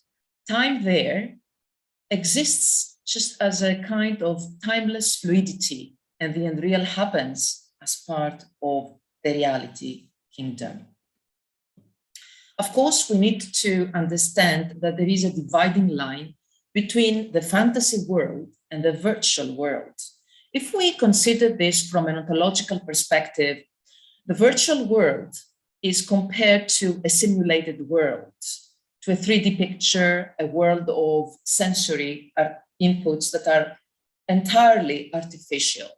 Whereas the fantasy world refers to a world in fantasy books, a medievalism setting consisting of wizards, dwarfs, epic battles, magic knights, barons, demons, evil creatures, and the notions, reality, world, and environment refer to aspects of what is real or exists, and that's why we talk about the ontological perspective and the ontological categories. So magical realism refers to two parallel worlds, the magical or the unreal elements in an otherwise realistic or mundane environment, according to Bowers 2004. Stretcher 1999 defines magical realism as what happens when a highly detailed, realistic setting is invaded, and be careful with the term invaded, like conquered, by something too strange to believe. Rosland 2016 says that it is a literary mode, a distinguishable genre, because it aims to conquer the paradox of the union of the opposites. For example, it challenges opposites like life and death, the pre-colonial past versus the post-industrial present. It has two conflicting perspectives based on a logical view of reality, and the other one of the acceptance of the supernatural as prosaic reality. The major characteristics of magical realism are mainly four. Disruption. It is disruptive, yes, because the magical realist authors want to somehow overturn what is expected and what is officially expected, the official version of events that lead to a destabilization of the reader or a disorientation of the reader. It is also inclusive because we cannot enjoy magical realism if we think that only our perspective as readers is the only truth, because the act of reading works in this genre can really broaden our horizons. It is also credible because readers must believe in the mundanity of the magical events, otherwise there wouldn't be any fusion. It is also unrevealing. It rarely explains, and that comes as opposite to the genres such as hard fantasy and hardcore science fiction, because the magical realism writers do not want to reveal the causes or the mechanisms or the rationale behind their magic. This sense of withholding and becoming somehow secretive, it helps to create a realistic effect. Because in Kafka's story, we found that the protagonist, Gregor, became an insect, but the fantastic elements are intrinsically plausible. According to Christine Baer 2018, and her article, Making Magic Mastering the Art of Magical Realism, that is published in Writer's Digest University. And this university combines writing instruction and workshops with online education. She says that we need to understand that writing techniques have to focus on place. It has to deal with a realistic, they have to deal, writers, with a realistic sense of place in order to help foreground the story and facilitate all the magical events. It also focuses on fantastical elements, as I said before, characters that can do a variety of actions, levitate, implode, move objects with their minds, telepathy, travel through time in a time capsule, speak languages they were never taught to speak, and many, many other things. The tone. The magical realistic stories are told with no signs of astonishment because they need to keep this reliable tone of an objective report. So objectivity is very substantial. Even time. In most realistic stories, and I like the term magically realistic stories, the time is exhibited as fluid and cyclical, not something that is completely rigid and linear with no flexibility. So the distant future, the distant past, the yesterday, the today, and the tomorrow are blended and are all accepted in a very magical fusion and harmonious fusion. The rules and the regulations also are very important notions that they can manipulate it. Although we know that every establishment is governed by certain rules and conventions, in magical realistic stories, they can be manipulated. And another important notion is the notion of hybridity, because there should be considered multiple planes of reality in magically realistic stories. For example, two versions of the realistic world existing in a concurrence at the same time. I have also prepared a slide with opinions of experts. The names are Amy Bernder and Bernheimer and Michael Medjian. Let me start with Amy Bernder, an American novelist and short story writer. She's known for her surreal stories, and she was also a recipient of 2011 Alex Awards. She says that, and let me not paraphrase her words in order to keep the magic of her words. She says that the magic is proportional. It fits with the world. It does not distort, but adds layers and imagery to deepen what is already happening. She also gives an example of Marquez, who in his work, 100 Years of Solitude, argued that he was just writing the world the way he perceived it, that he wasn't trying to embellish the world in a different way. So such magical elements as ghosts are very seamlessly worked and infused into the ordinary world of the novel. And all the improbable details, like a rain that lasts almost for 5 years, the fantasy element. According to Bernheimer, a novelist and short story writer, scholar of fairy tales and editor, with magical realism, magic can be transformed into a part of an everyday reality. The characters expect nothing surprising, because Bernheimer reminds the reader that in all magical realist stories, the so-called magic may be the least magical thing in the story. What really matters is survival or hope that may be the most remarkable and astonishing thing.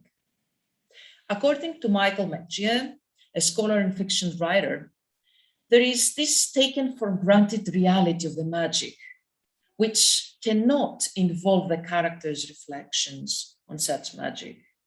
He argues that characters tend to act in a way of not being surprised. They have accepted all the occasional wonders they encounter as parts of normalcy. They treat them as common challenges, much like Gregor Samsa in Franz Kafka's The Metamorphoses, who discovered that he has become a horrible vermin just in a night. Worries first about the difficult nature of the job as a traveling salesman, and not about the fact that he became a vermin. And that's the paradox. Now, about this literary genre of magical realism, the glorious literary genre, literature is generally categorized, as I said, in nonfiction and fiction. And the genre describes a subset of those broad categories. So this subcategory is the invention of magical realism. And Marquez was known as the perfecter of magical realism. But we need to know that the genre has existed for a very long time. The magical realist timeline originated in Central Europe in 1915 with the publication of Kafka's Metamorphoses. And as I said before, Gregor Samsa wakes up to find that he has turned into a giant cockroach. So Kafka, like Marquez, was writing about the hardships, the difficult life of the salesman, and his experience of despair and affliction, but also infused with magical elements. And I would also like to say that this kind of metamorphosis from a human into a vermin and a cockroach, a gigantic cockroach, is a common theme of magic realist texts. And they focus on a number of characters who have been transformed. Now, I would like to discuss J.K. Rowling Harry Potter series, because Rowling is one of those who really managed to reach these two different realms and antipodes of fantasy and reality by making sense of the nonsense.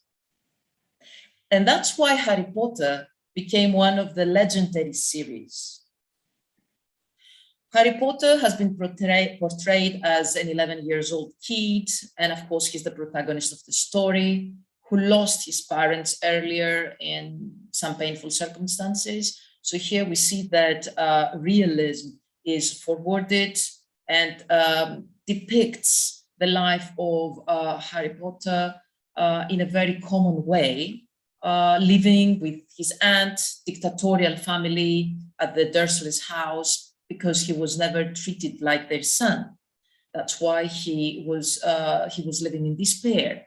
So Rowling purposefully described Potter's awful life without any signs of interference of supernaturality or irrationality.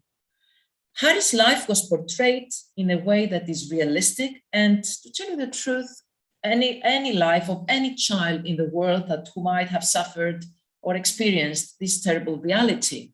So Rowling successfully built this kind of rationalized reality in order to pave the way for, or solidifying the ground for the novel.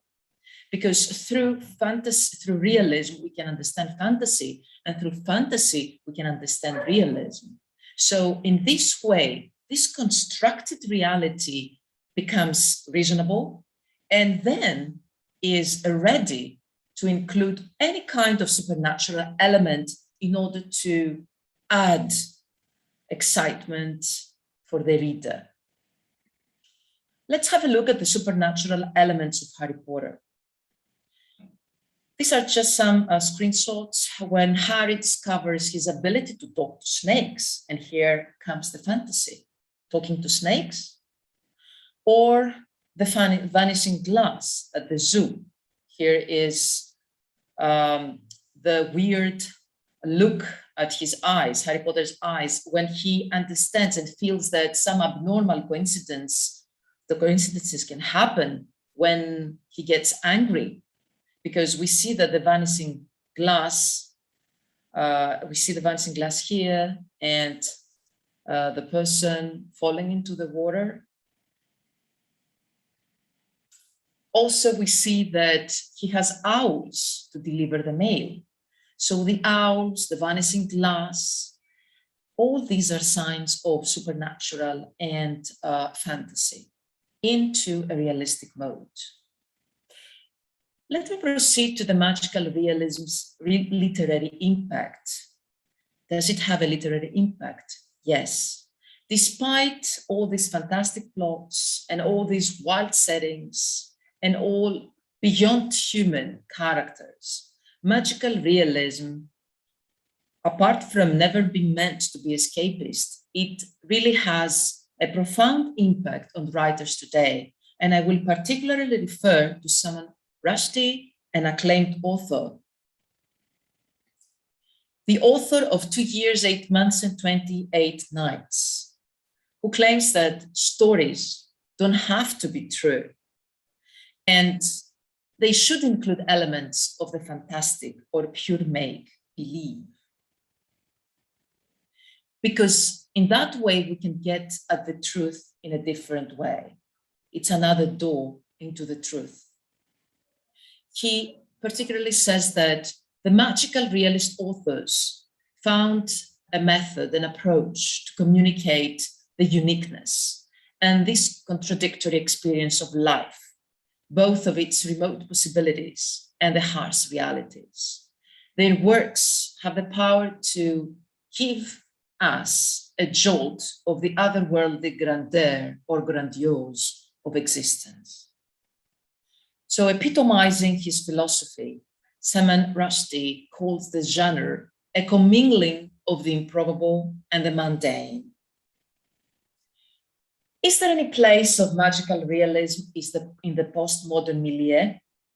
If we really have a look at the 5 following defining characteristics of postmodernism, the answer is positive. Yes, magical realism can very nicely fall into the category of postmodernism because of its temporal distortion. There are no linear timelines and narrative techniques in a story. There is minimalism. The characters and the events are common. There are no non-exceptional characters. There is also fragmentation, this kind of combining different elements, moving from the real into unreal and from the unreal to the real elements in the narrative. It really gives us this sense of fragmentation and hybridity that I mentioned before, the introduction of unrealistic events in a narrative that is realistic. Personally, I believe that this kind of mixing up reminds the Immanuel Kant's, the philosophers, contradictory antinomies in the Critique of Pure Reason, because these are contradictions which are believed to follow unavoidably. Nobody can escape if he or she tries to attempt to understand the nature of transcendent reality.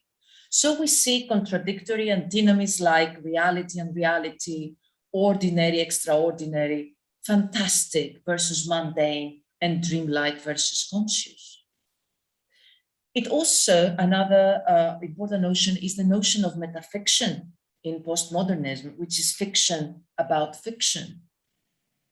We understand that this is magic realism because there is the application of metafiction. The term metafiction literally means going beyond fiction. And it shows that the real, the author per se, stands beyond the fictional text and judges it, observes it in a highly self-conscious way as a work of fiction, and most importantly, as a self-referential quality. This mainly is attributed to the personification element. And I would like to mention this monstrous insect in Kafka's story that Gregor turns into. I refer to the attribution of a personal nature or human characteristics to something non-human, although there is a metamorphosis of the insect, and we experience this throughout the story. The person is not fully, the character is not fully transformed. So the protagonist can still think like a human being. Magical realism can really offer to the modernized world. It can really offer in times of crisis, because it can really focuses and highlight, can really accentuate societal problems. And it has been typically used in order to criticize humanity problems and humanity concerns. An example would be, again, Kafka, that uses the metamorphosis to show how he views society. Throughout the story, he makes the reader conceptualize society through Gregor's eyes, because Kafka portrays society as being attributed with a changeable attribute, and the people can change over time in a very gradual process. So what is centralized in Kafka's story is this notion of gradual change. So we talk in a nutshell about a human metamorphosis, and Gregor, due to his workaholism and family pressures and responsibilities, was slowly changing into a monster. And this is really portrayed through magical realism. Now, another question would be if magical realism can be viewed and can be labeled as influential literature. Yes, because the power of the books of magical realism, as I said, they can change the world and they can somehow have an impact into the world in crisis and accentuate the problems that are there that we need to face. According to Electra Nano 2020, a publication comes along and that actually makes reality shift. Magical realism books opens our eyes to truths we are either oblivious or avoiding. The authors are given the power to deliver the truths and inspire unity amongst the wrongful paths of our times. Let's not forget that the pen is by far mightier than the sword. So all this pain that has been afflicted in today's modernized world can be ignited and triggered by books that can change the world. This kind of crisis can emerge and can benefit all the sensible and ethical audiences. I would like to proceed to the notions of magical realism and aesthetic reading, because it has been stated that magical realism tends to defamiliarize the scene for the readers. What they knew is found to be strange, and what has entirely been unexpected, it teaches them to have deep reading experiences. So we need to understand how the ambiguity of the words written in the magical realist mode can help readers, privilege them with the potential of aesthetic reading. Louis Ronstadt, who was a highly influential thinker in literary and critical theory, reading pedagogy and education, and a professor of education at New York University, claimed that in aesthetic reading, the reader's attention span is centered on what he or she is living through during this intimate relationship with a particular text being read. An example would be Hemingway's Old Man and the Sea, to live through a deep sea fishing adventure, or The Grapes of Wrath, to plumb into the emotional depths of living through the Great Depression. And here is what lies, and is very important, because one would not read The Old Man and the Sea in order to be taught how to deep sea fish, or wouldn't read The Grapes of Wrath to examine the economic factors that caused the Great Depression. She also claimed that text is just ink on a page until a reader comes along and gives life to it, from lifeless to become full of life. And I would like to finish with some of the best quotes from Pongio 2013. Very briefly, he claimed that magical realism can provide readers with a framework.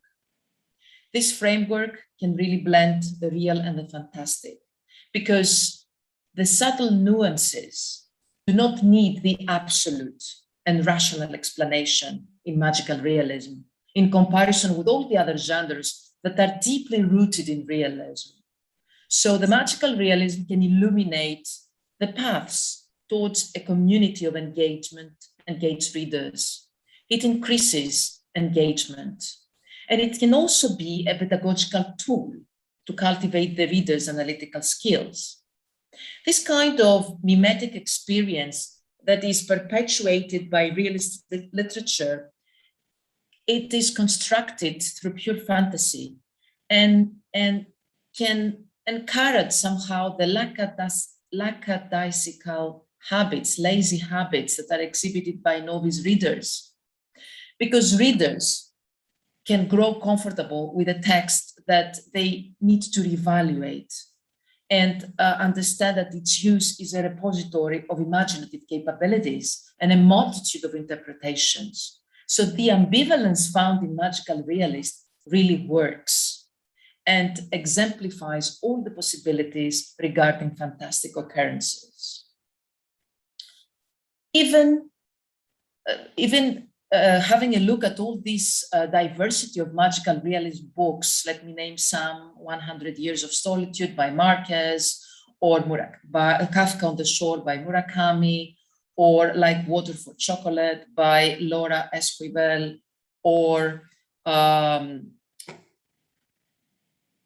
The Night Circus by Morgenstern, or The Sadness of Lemon Cake by Amy Bender. All these magical realism books should be approached by having the words of Kevin Ashbrook in mind, that to master magical realism, one must make the real seem unreal, but more importantly, make the unreal seem real. Thank you very much for listening to me.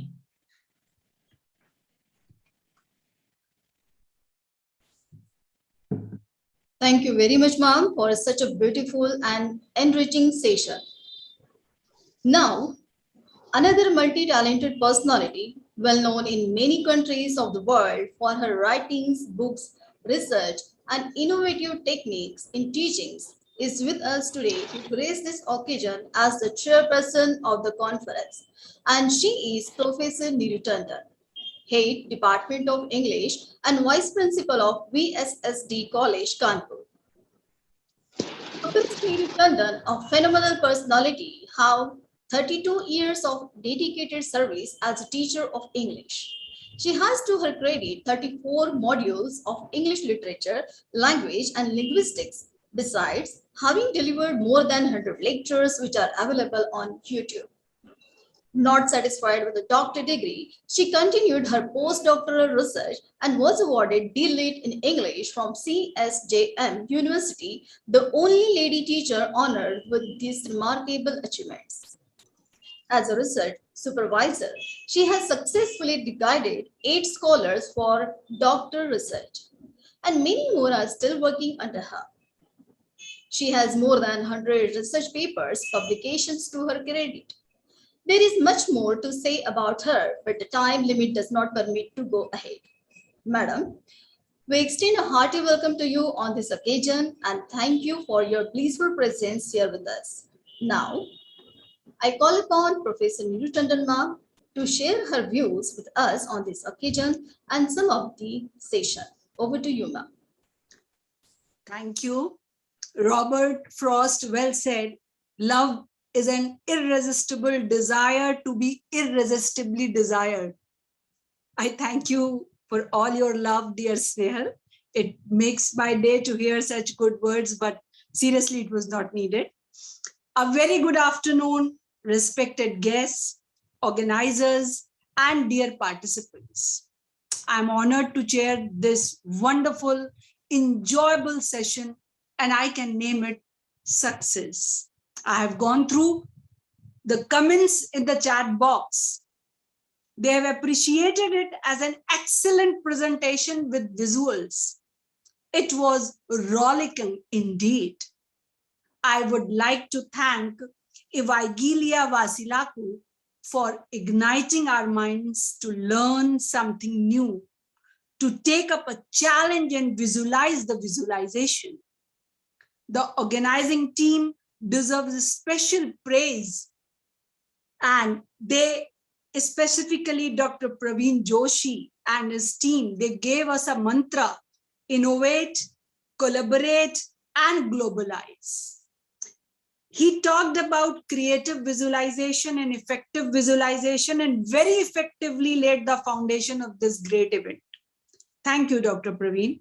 The whole word grows when people like you and her and me step forward and work for greater good. No pandemic, no block can leave us behind. The topic is, of course, very innovative. The term visualization is context free. I feel visualization is a cognitive tool, much like a pencil or a calculator. As Dr. Ratan Bhattacharya explained visualization and gave the message, when you visualize, then you materialize. Yes, lexical items that enter our minds through reading a text commonly leave us with pictures, sounds, echoes, and feelings in the mind. While the ability to produce images in the mind in the process of reading literature appears to be vital for greater comprehension and recall of text, researchers proved that hyperphantasia, the condition of having extremely vivid mental imagery, is not so common. Even we have computer support of technology, still we need to train the minds. Praveen, Leena ji, Snehal, and the team made it possible right here. Evangelia Vasilaku gave a wonderful address on magic realism. She started with the concept of magic realism, fictional characters, fantasy, reality. She made us understand that magical realism is not impossible. It is a literary genre that certainly exists. Magical realism is real, and indeed fantasy is real. That is, both are words that pick out literary genres that clearly exist. To talk about magical realism is not to say that magic becomes something real. Realism is not a synonym for reality. It is a quality possessed by some pieces of literature. The point of magical realism is that it combines those qualities associated with realist fiction with elements of magic. First time I went deep into the topic when my 8-year-old daughter was going through Harry Potter series of novels by J.K. Rowling, which is definitely a good example of magic realism as mentioned by Vasilaku. And I found that in it, the very real has been depicted with elements of magic woven into it so that the magic becomes expected for the readers. I found all the 5 characteristics of magic realism in Harry Potter as discussed a few minutes back by our speaker. Referring to this mixing of magic with realism, Gabriel Marquez in an interview remarked that his most important problem was destroying the line of demarcation that separated what seemed real from what seemed fantastic. Vasilaku made it crystal clear that the boundaries such as mind and body, spirit and matter, life and death, real and imaginary, self and other, male and female are to be erased, transgressed, blurred, brought together, or otherwise fundamentally refashioned in magical realist text. She discussed the reality of literature versus external reality. Her statement that literary realism creates a reality, it is not a mirror to reality. If you understand this, you easily understand why and how Girish Karnad employs magical realism as an effective tool to establish the identities of his female protagonists in his plays such as Nagmandala and Hayabadana. In these plays, female protagonists resort to magical realist yearnings for their identities as they are deprived of their rightful living in the realistic world. It is a kind of magical activism rather, a tool effectively employed to question, oppose, contrast, and break the patriarchal structures and conceptions regarding women. Our speaker's clear, factual analysis was delightfully entertaining while discussing myth, fantasy fiction, major characteristics, and writing techniques of magical realism, virtual world and fantasy world application of metafiction, and on and on. The powerful speaker of today has ignited our minds to be more curious and study and discuss this topic again and again. She has rekindled an enthusiasm and triggered new ideas. One more name I would like to mention here, that is Vijay Dandeta, known as Shakespeare of Rajasthan. He has done wonderful things in this particular stream of magic realism. If you can just remind of the picture Paheli, starred Shah Rukh Khan and Rani Mukherjee, that was based on his story Duvidha. It is a wonderful piece of magic realism that explains everything. So I was going through the bio brief of our speaker and find the title of one of her papers, Present, Engage, Motivate, that she presented in 2014. That became live here. Present, engage, and she motivated all of us. Thank you, madam. For her, I would like to quote a line from Emerson. He said, "Speech is power. Speech is to persuade, to convert, to compel." This is what you did today, madam. Thank you for your enlightening speech. Here is a flow of energy. Your presentation drew the participants in and held their attention for the entire session. Overall, I have some key takeaways from today's session. Briefly, I would like to end with that. Magic realism is a method which can be lavishly found in the postmodern text. No doubt, it is an amalgamation of fantasy and reality. Magical realism is a mode suited to exploring and transgressing boundaries, whether the boundaries are ontological, political, geographical, or generic. Magical realist fiction depicts the real world of people whose reality is different from others. The author of this genre presents the magical or fabulous or fantastic elements with such detachment and matter-of-fact style that the extraordinary appears to be ordinary and the reader takes the abnormal to be something normal. Thank you once again, madam. Looking forward to many more sessions with you. This was a wonderful session. Thank you, organizers, as well. Over to you, very much, ma'am. Thank you very much, ma'am, for wonderful summing up.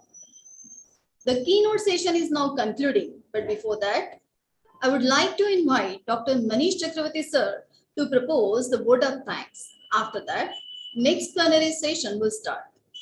Over to Manish sir.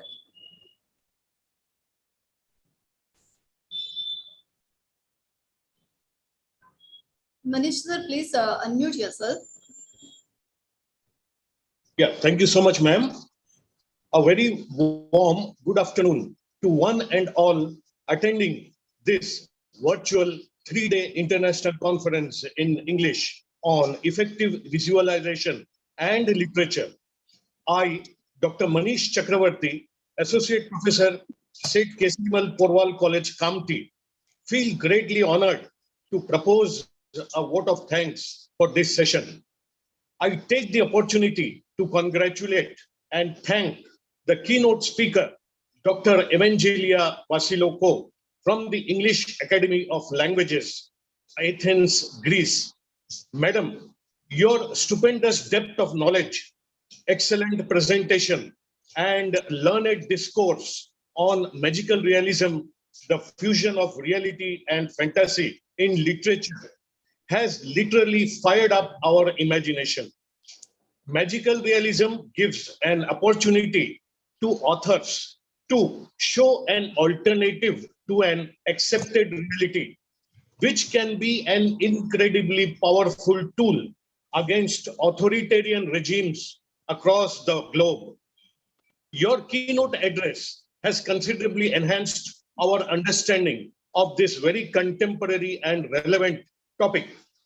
I also express my heartfelt gratitude to the Honorable Chairperson of this session, Professor Neeru Tendon Ma'am from the Department of English, VSSS people, for her kind presence, learned words, and for so aptly chairing the session. I also profusely thank the honorable managements and respected principals of the collaborating colleges.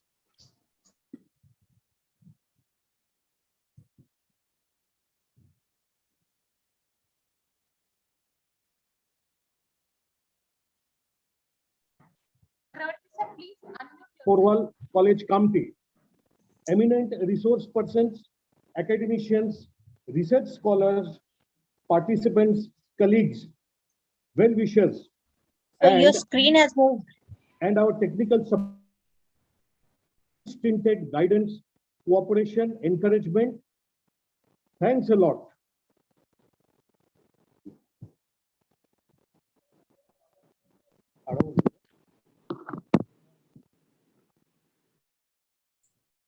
Yes, over to you, Snehal, ma'am.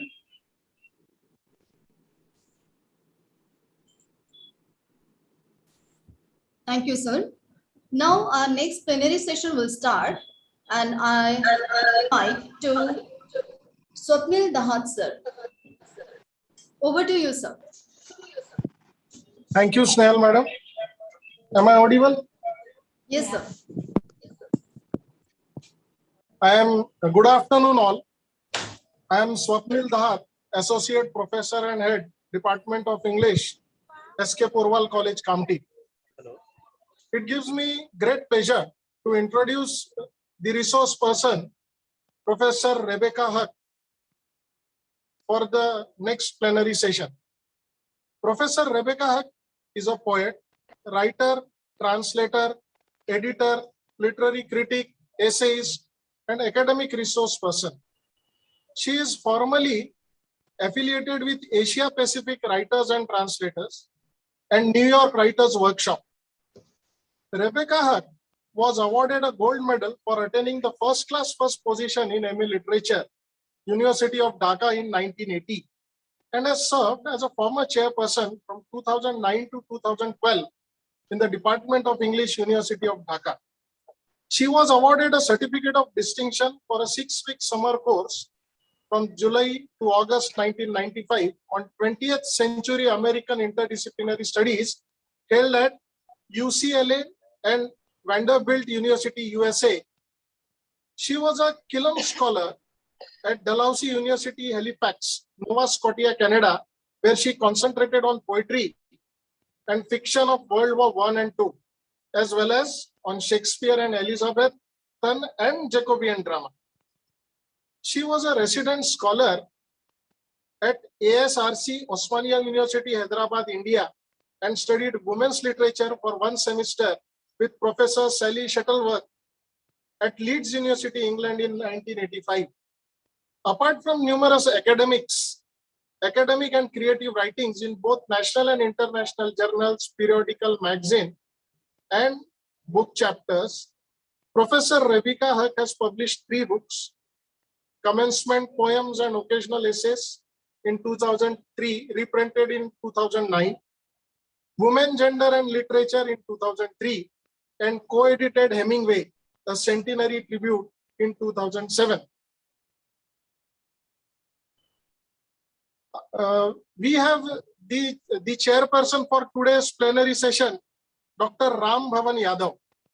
I'll introduce him also. Dr. Ram Bhavan Yadav teaches at the Department of English, Sikkim University, and his area of academic interest includes post-colonial literature, postmodern literary discourses, marginal discourses, language, disability, and cultural studies. He has published widely in national and international journals, numbering 20, and have supervised 10 MPhil and 1 PhD thesis. Currently, 3 PhDs are going on under his supervision. Its 3 books are under the process of publication. With this brief introduction, I will request Professor Rebecca Haque to take over. Over to you, madam. Thank you. Assalamu alaikum. Good afternoon. Namaskar. Namaste. The title of my talk, my presentation is Jungian Interpretation of Archetypes and Symbols for Effective Visualization of Thought and Meaning in Literary Texts. Now, today my field, my discipline has come under the rubric of cultural studies. And I shall begin with a definition of culture following Raymond Williams's studies, the founder of cultural studies in Britain. Outside the natural sciences, the term culture is chiefly used in three relatively distinct senses to refer to the arts and artistic activity, the learned, primarily symbolic features of a particular way of life, and a process of development.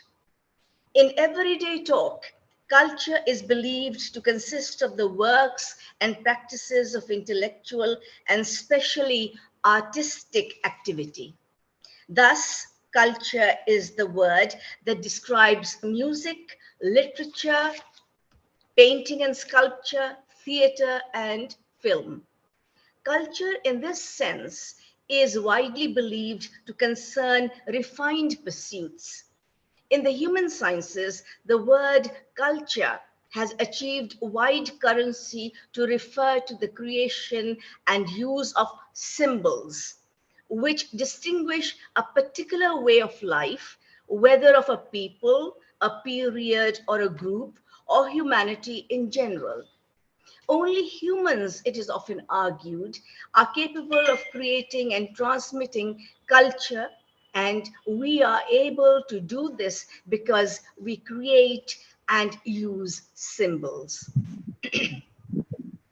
Humans possess a symbolizing capacity, which is the basis of our cultural being. What then is a symbol? It is when people argue that some word or drawing or gesture will stand for either an idea or an object or a feeling. When this has been done, then a symbol conveying a shared idea has been created. It is these meanings that make up a culture. A symbol defines what something means, although a single symbol may have many meanings. 19th century anthropologist Edward Taylor defined culture as that complex whole which includes knowledge, belief, art, morals, law, custom, and any other capabilities and habits acquired by man as a member of society. This definition underlies the pervasiveness of culture in social life. It also emphasizes that culture is a product of human living together and that it is learned. A similar idea informs the definition offered by T.S. Eliot. Quote, culture includes all the characteristic activities and interests of a people, unquote. A text, quite simply, in any cultural item is, I'll read that again. A text, quite simply, is any cultural item that can be read or interpreted. These can be permanent or semi-permanent, such as books, letters, or television shows, or can be more temporal, such as someone speaking or watching a live event. The nature or form of a text can significantly contribute to the meaning derived from it. In particular, this can be summed by Marshall McLuhan's famous dictum in Understanding Media, in his book, 1964 book, that the medium is the message. By this, McLuhan is suggesting that too often we focus on the content of a message, but overlook its context.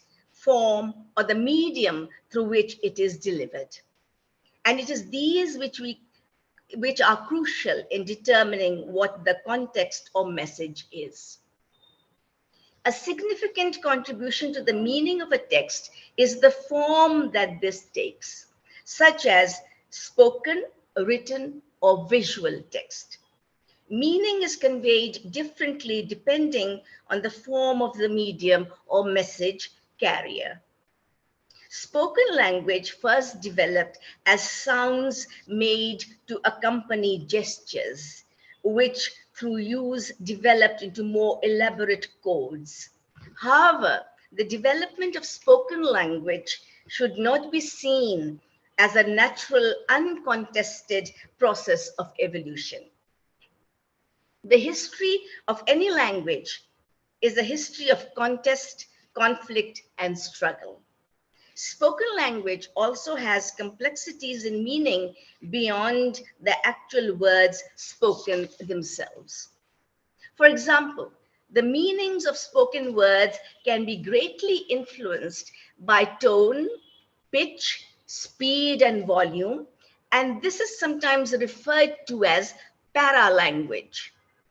Speech and the meanings ascribed with it are also frequently accompanied by non-verbal forms of communication, such as facial expression or gestures, and these have a very important role in communication and can significantly alter the meaning of what is being spoken.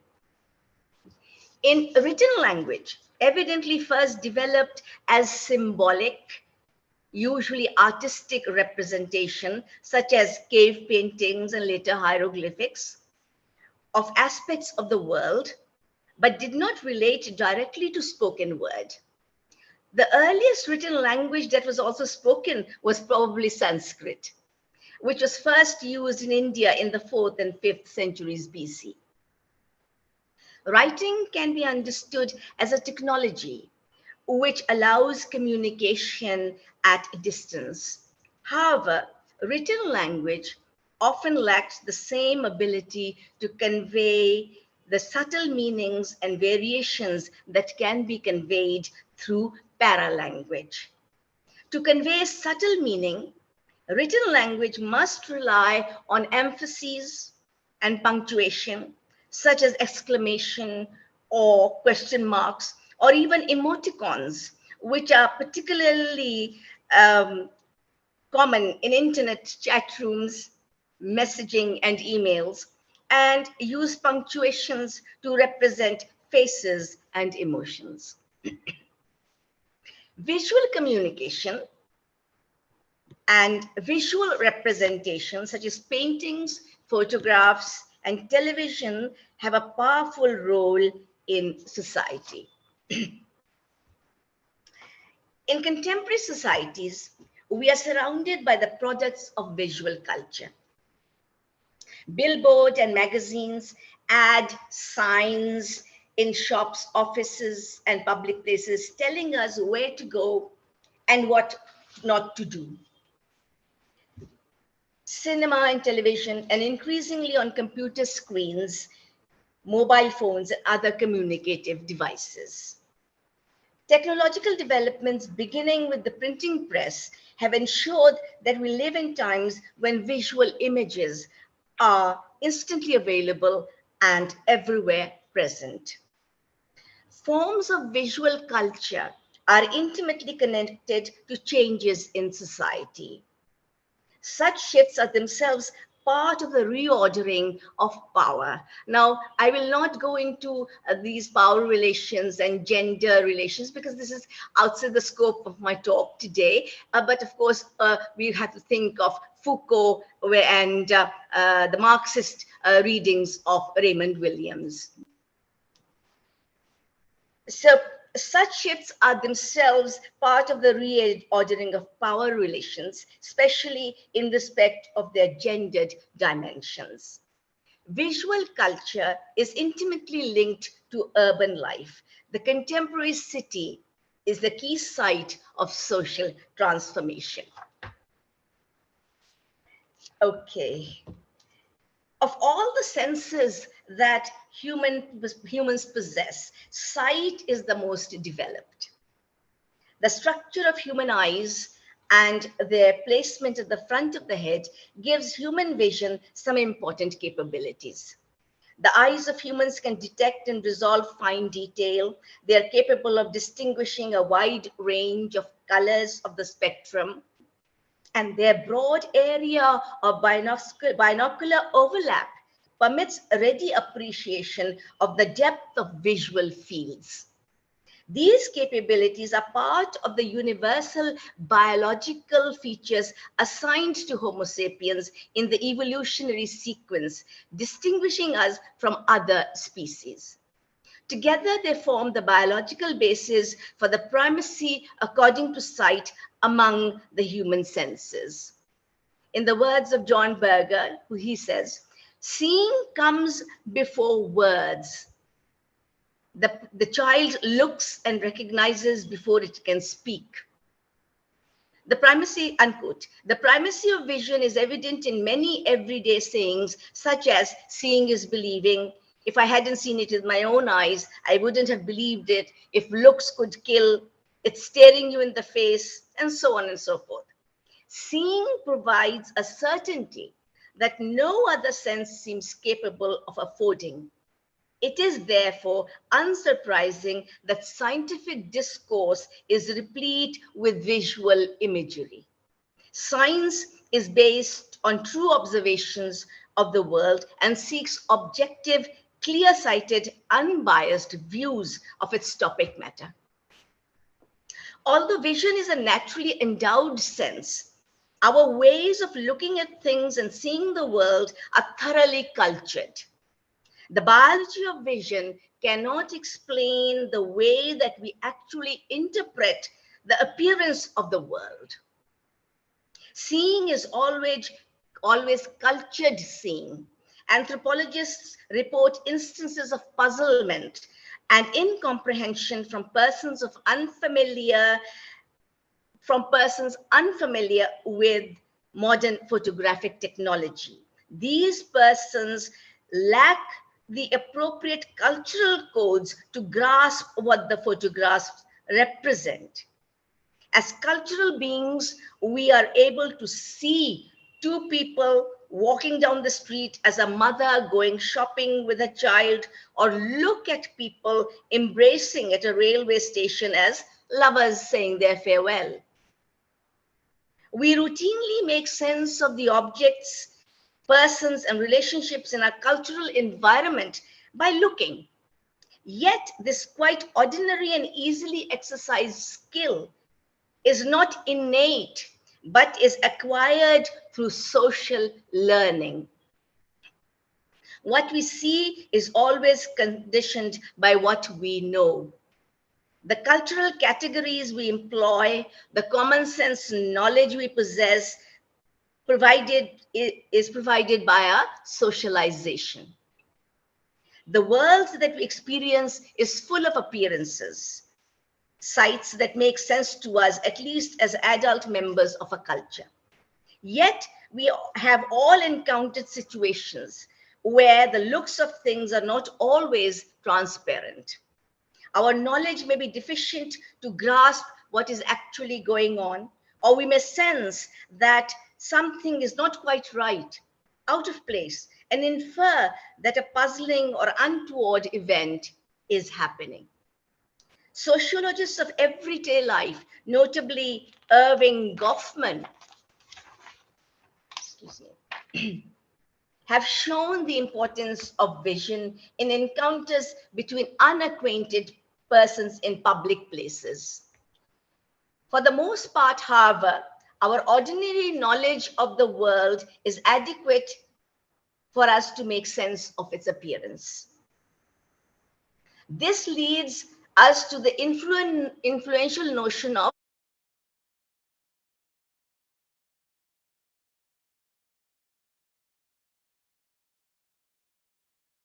as a text and as a way of life. As text, the concept of visual culture draws attention to images and the technologies through which images are produced. An image is a representation of the sights or appearances of the world. A drawing, painting, or photograph recreates or reproduces a version of the world's appearance, giving material form to what we see. As a way of life, visual culture suffuses our everyday experience. Okay, now I will talk about Jung and his theories and his writings on archetypes. My introduction was to connect visual culture, images, and how we are to study Jungian psychology or Jungian archetypes. Now, there are 4 major Jungian archetypes. Archetypes are universal, inborn models of people, behaviors, or personalities that play a role in influencing human behavior. In Jungian psychology, the archetypes represent universal patterns and images that are part of the collective unconscious. Jung believed that we inherit these archetypes much in the way we inherit instinctive patterns of behavior. Now, this, of course, is probably known to all my colleagues, to all the participants, because after Freud, when we study literary texts, we study poetry, we have to study Jungian texts, and of course his famous essays in Man and His Symbols. So this would probably be recapitulation for many of you who are experts in the field. As you know, Jung was originally a supporter of Sigmund Freud, and then they have parted, and now today Freud's interpretations are being questioned. But again, Freud is coming back much into fashion, and his dream interpretation is being studied again. Now, Jung believed that the human psyche was composed of 3 components: the ego, the personal unconscious, the collective unconscious. According to Jung, the ego represents the conscious mind, while the personal unconscious contains memories, including those that have been suppressed. The collective unconscious is a unique component in that Jung believed that this part of the psyche served as a form of psychological inheritance. It contained all of the knowledge and experiences that humans share as a species.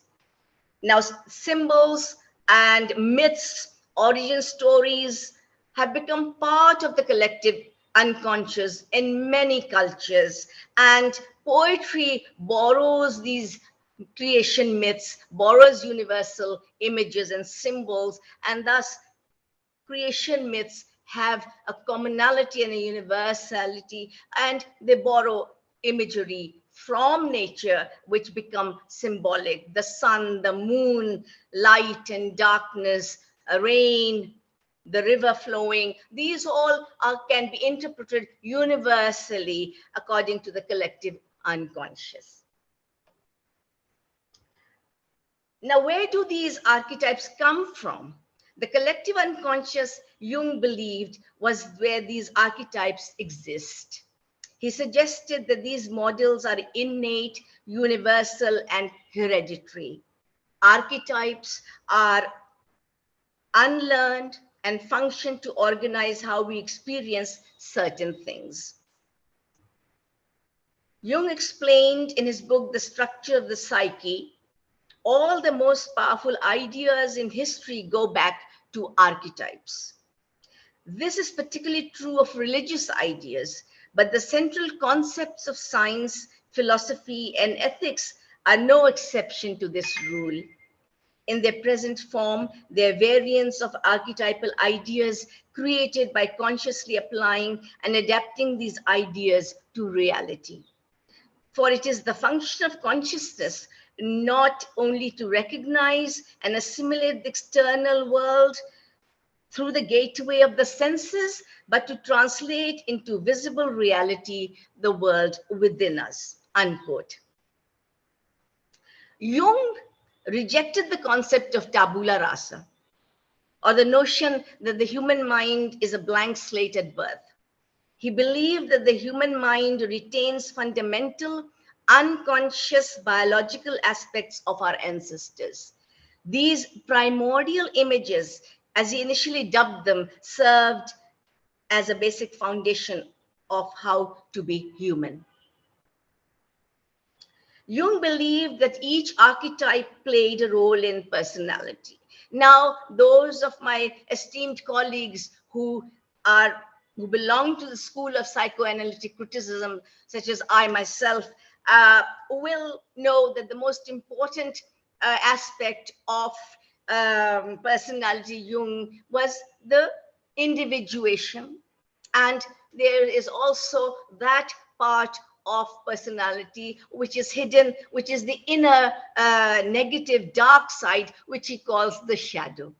Now, I remember growing up as a child and as an adolescent, I loved reading the American satire magazine, Mad Magazine. And they had a series in almost every volume, The Shadow Knows. It was brilliant. Even before I began studying Jung or any Freud or any psychology, or in a conflict, Karen Horney or anybody, that serial drawings, that series in Mad Magazine made me understand the shadow, the subconscious, unconscious self of every person, you know, the inner dark side, which we learn to mask and suppress when we become individuals socially in rapprochement with other human beings in relationships. But it exists, it dwells inside us, and it sometimes in periods of stress or anger or deep emotional feelings, the shadow sometimes bursts forth. So that Mad Magazine was an early teacher of Jungian psychology, brilliant satire, but a great guide into the workings of the human mind. And the other main aspects of Jungian psychology, which we need not dwell here upon much, is, of course, the two aspects, the male and the female aspects of a person, the anima, the female, and the animus, the masculine. Now, for, of course, my audience is I recall that the conference is being held for Sprerna College of Science and Commerce. So I shall not go into very abstruse, metaphysical, and esoteric Jungian terminology. I shall try to make it lucid and show how application and interpretation of Jungian theories can be applied to poetry, to other texts. Now, our honorable keynote speaker mentioned one very important text, The Old Man and the Sea, Hemingway. What are the text I'm going to mention and try to point out the symbolic archetypal the visual representation of reality or objective correlative is in Samuel Taylor Coleridge's The Rime of the Ancient Mariner. Now, we have all read, I'm sure. We have read it in school. We have read it in college. We have analyzed it. It is one core text. It is an kind of mythical, epical story of one man's survival, just as The Old Man and the Sea. The Old Man and the Sea, Santiago, he has this kind of struggle with the elements, and his attempt to bring that giant marlin back to shore, to his to the banks of that village in Cuba. That is itself a struggle between good and evil, a Manichaean struggle, and it also reveals the heights of human faith, ennoblement, and human endeavor. And that is why, of course, the Nobel Committee mentioned Old Man and the Sea when Hemingway was awarded the Nobel Prize for Literature. Now, equally, the Rime of the Ancient Mariner has become a kind of mythical text where the ancient mariner has undergone this ritual, this rite of passage, and has struggled. And it has become an epic poem of survival, of a man's quest. And Coleridge here, in the 7 parts in this ballad, he chooses a definite formal ballad form, and he chooses it because the ballad form incorporates all the elements of the primary form of literature, oral literature. The song, the scop, the minstrel would sing these to the community, to the collective conscious audience, and it ballad in this in such times before literacy or writing became available, before Gutenberg invented the printing press. These balladeers were the repositories of collective communal wisdom, and these stories contained man's quest for ennoblement, man's spiritual needs, man's epical journeys, the universal struggle against evil. And the ancient mariner, the story of the ancient mariner also has been represented or has been interpreted in many ways, through Christian interpretation, through like the Old Man and the Sea. Santiago has been compared to the Christ figure, especially when he comes back in the evening and he carries this anchor, and it is like a shadow of the cross and Calvary, so there is this correspondence, and it becomes a kind of archetypal image of man's quest against harsh nature, which Tennyson called, nature red in tooth and claw. So man is always at odds with nature. Now, today in the Anthropocene, of course, we have done so much to destroy nature. It is our fault, but we have, we are suffering for it, and we are now going back to revering nature. Now, the ancient mariner, stuck in the South Seas in this terrible situation where it goes south breeze, where there is no wind, the ship is stuck among the in the iceberg and in this in uninhabited region, and he unconsciously also commits a crime, of course. He kills the albatross, which came as a guest. Now, these things have been, by famous critics like Baura in the Romantic Imagination, he has given it a consistently Christian interpretation. But we need not. We can, of course, take and study it as a universal human representation of the struggle one goes through in life.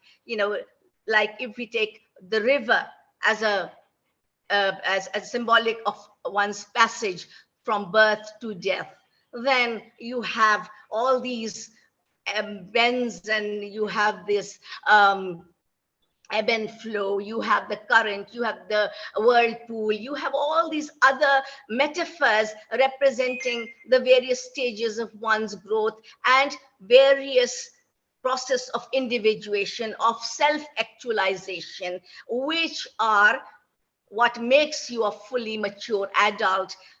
able to function with confidence in society. Now, poetic representation for these poems, this especially Coleridge's Ancient Mariner, which I am taking as one text for studying visually, it contains a lot of images and which become symbols. The moon, cold moon shining at night, the sun shining so hot, the water everywhere, nor any drop to drink, shows the mariner's alienation. So these are all processes. These are all mental processes, psychological stages through which this one human being goes, who begins to represent symbolically one man or any human being who has to struggle and achieve individuation.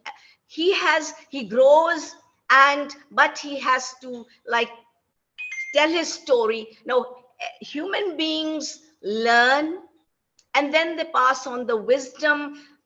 Like the Greeks said, you gain wisdom through suffering. This was the refrain of the choric songs of the Aeschylean tragedies of the Orestian trilogy. It is through suffering that you gain wisdom. And the suffering allows you to connect with other human beings. And these ballads, these epic poems become embodiments of a universal message. And the images become potent symbols, archetypal representations of human reality. And so you have an epical text in Rime of the Ancient Mariner, and the visual representation. If you read the poem, you absorb the vivid, surreal imagery. I think you can take a brush and take a paint, and you can draw the entire scene, the natural landscape, the ship leaving the church, the slow receding horizon, and then the entry into the harsh climate of the South Seas, and then the night scene where he can see the glossy, shining, luminous electric eels and fish. You can paint all this like one of Salvador Dali's surreal paintings. It is so vivid, so visual. And Coleridge, perhaps because his taking of opium, laudanum for his arthritis, for his gout, probably increased his apprehension of reality, and he was able to see everything in a kind of a syncretic, three-dimensional, four-dimensional way.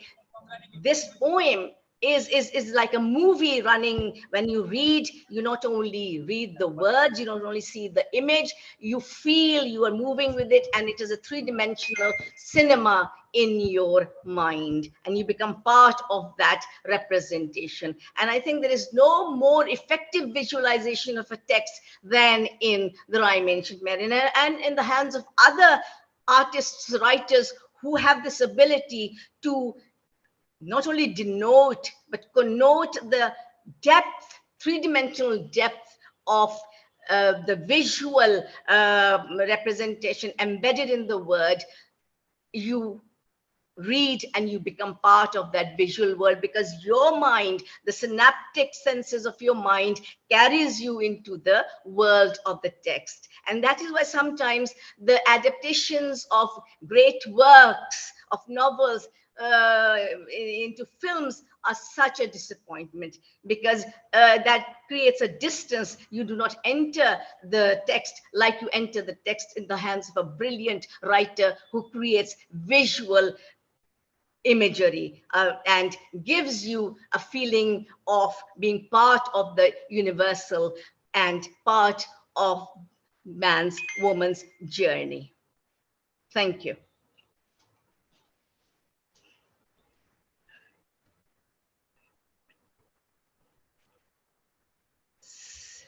Sir, thank you very much, madam. Thank you, madam, for your wonderful speech. Now I request the chairperson for today's session, Dr. Ram Bhavan Yadav, to sum up the session. Over to Dr. Ram Bhavan Yadav. Good afternoon, everyone. Am I audible, sir? Yes, yes, you are audible. Yes, you are audible. Okay, sir. Thank you very much, sir, for giving me this opportunity to share this session, And of course, the lecture delivered by Professor Haque ma'am was really, really insightful and groundbreaking. And since the topic of seminar conference is effective visualization, so I was wondering that I was thinking that if we can connect, or if we connected this effective visualization and literature, and if we contextualize it into the context of theoretical discourses that are normally available by the Western literary discourses and by the Eastern literary discourses, we find that in the Western literary discourses, actually the emphasis is largely, as I'm talking about, largely given on the three components, that is reality, meaning, and existence. And all the theoretical discourses which are there, they try to understand that concept from theoretical point of view. And when we come to the Eastern literary discourses, there we see that these three key ideas which are related with the interpretation of literature are seen or are understood with the aesthetical point of view. So coming to the lecture that has been delivered by ma'am, I would just try to summarize it, although the lecture was very abstruse and it was very difficult, and it is very hard, in fact, to sum it up in few sentences. Ma'am, by her lecture, emphasized that in his theory of aesthetics by Carl Jung, he narrates that symbols are produced at times expressed in geometric forms, human and semi-human, god and goddesses, animal and plants. Their symbolic meaning rises from unconscious to the conscious through archetypes. Professor Madam, in her discussion, has also explored how archetypal images have a primordial quality, which are through images. Yes. Jung argues about the distinction between sign and symbol, which also show the archetypal response from the unconscious. Madam has emphasized in her lecture that sign always has fixed meanings. Symbols have infinite expression with many meanings, pointing to the things which are not easily defined and therefore not fully known. So this is just the brief sum up of your lecture, ma'am. Thank you very much, sir, for giving me this opportunity to share this session. It was really very insightful talk. Thank you very much, organizer, and for giving this opportunity. May I make a point, sir? Yes, ma'am. Yes. The difference in semiotics, you have the sign and the signification. So literature goes beyond semiotics, and in literature there is no one fixed meaning for any object or text, because it will be culturally specific sometimes, it will be universal sometimes, but semiotics is more of a science, and there, like structuralism for a time was very fashionable, but it has its limitations. But we can study architecture semiotically, we can study other things semiotically and give it a scientific and theoretical basis and a fixed meaning according to each culture. Thank you. Exactly. Thank you very much, sir, for summing up the session. Now I request Dr. Chetna Pathak to propose a formal vote of thanks. Over to Pathak madam.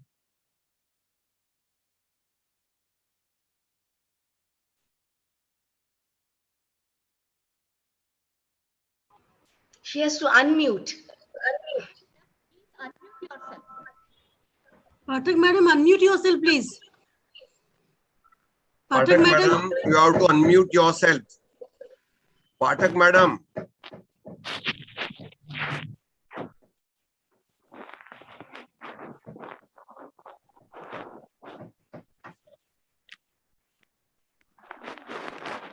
I think send her a message, write it.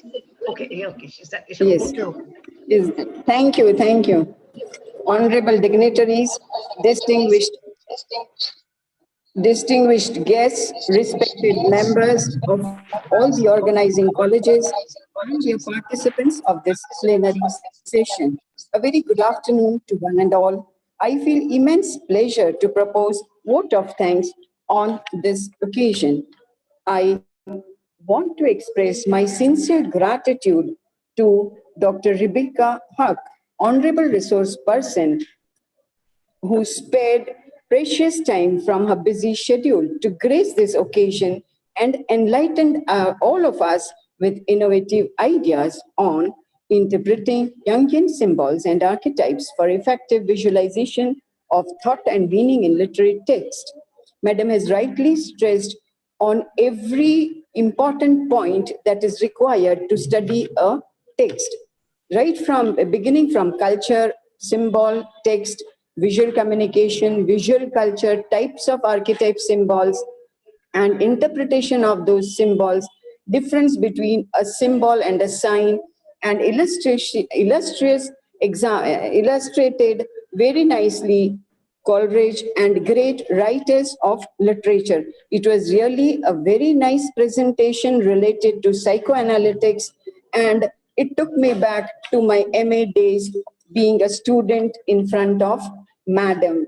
I think everybody must have enjoyed, and I also enjoyed the session, really.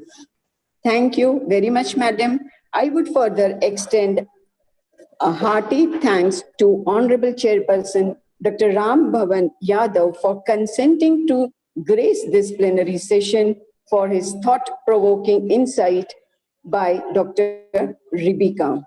He has rightly focused and explained in brief every point which Madam had delivered in her speech and very nicely summed up in few words, more thoughts.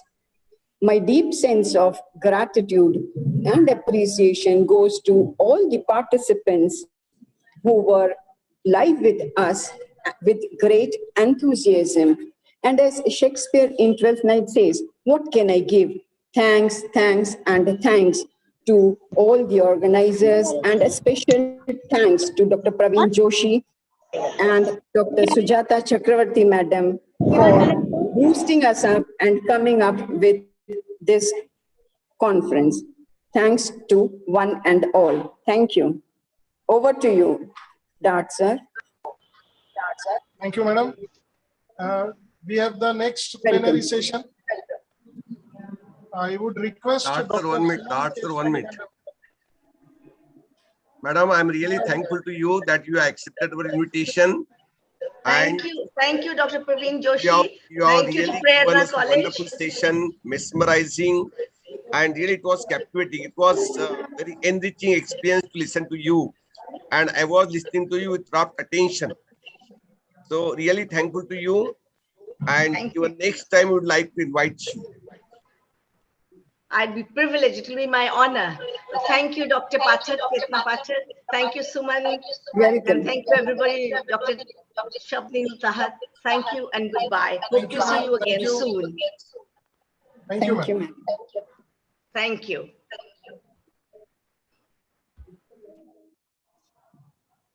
Yes, come to the next session. I would request Dr. Suman Keswani ma'am to take over now for the next plenary session. A very good afternoon to all. Dr. Suman Keswani. Can you hear me? Am I We audible? can hear, but your voice is very low. Yes, Suman, even your video is not visible. Your video is not visible. Your video is not clear. You please adjust yourself and adjust your camera. Video? Now?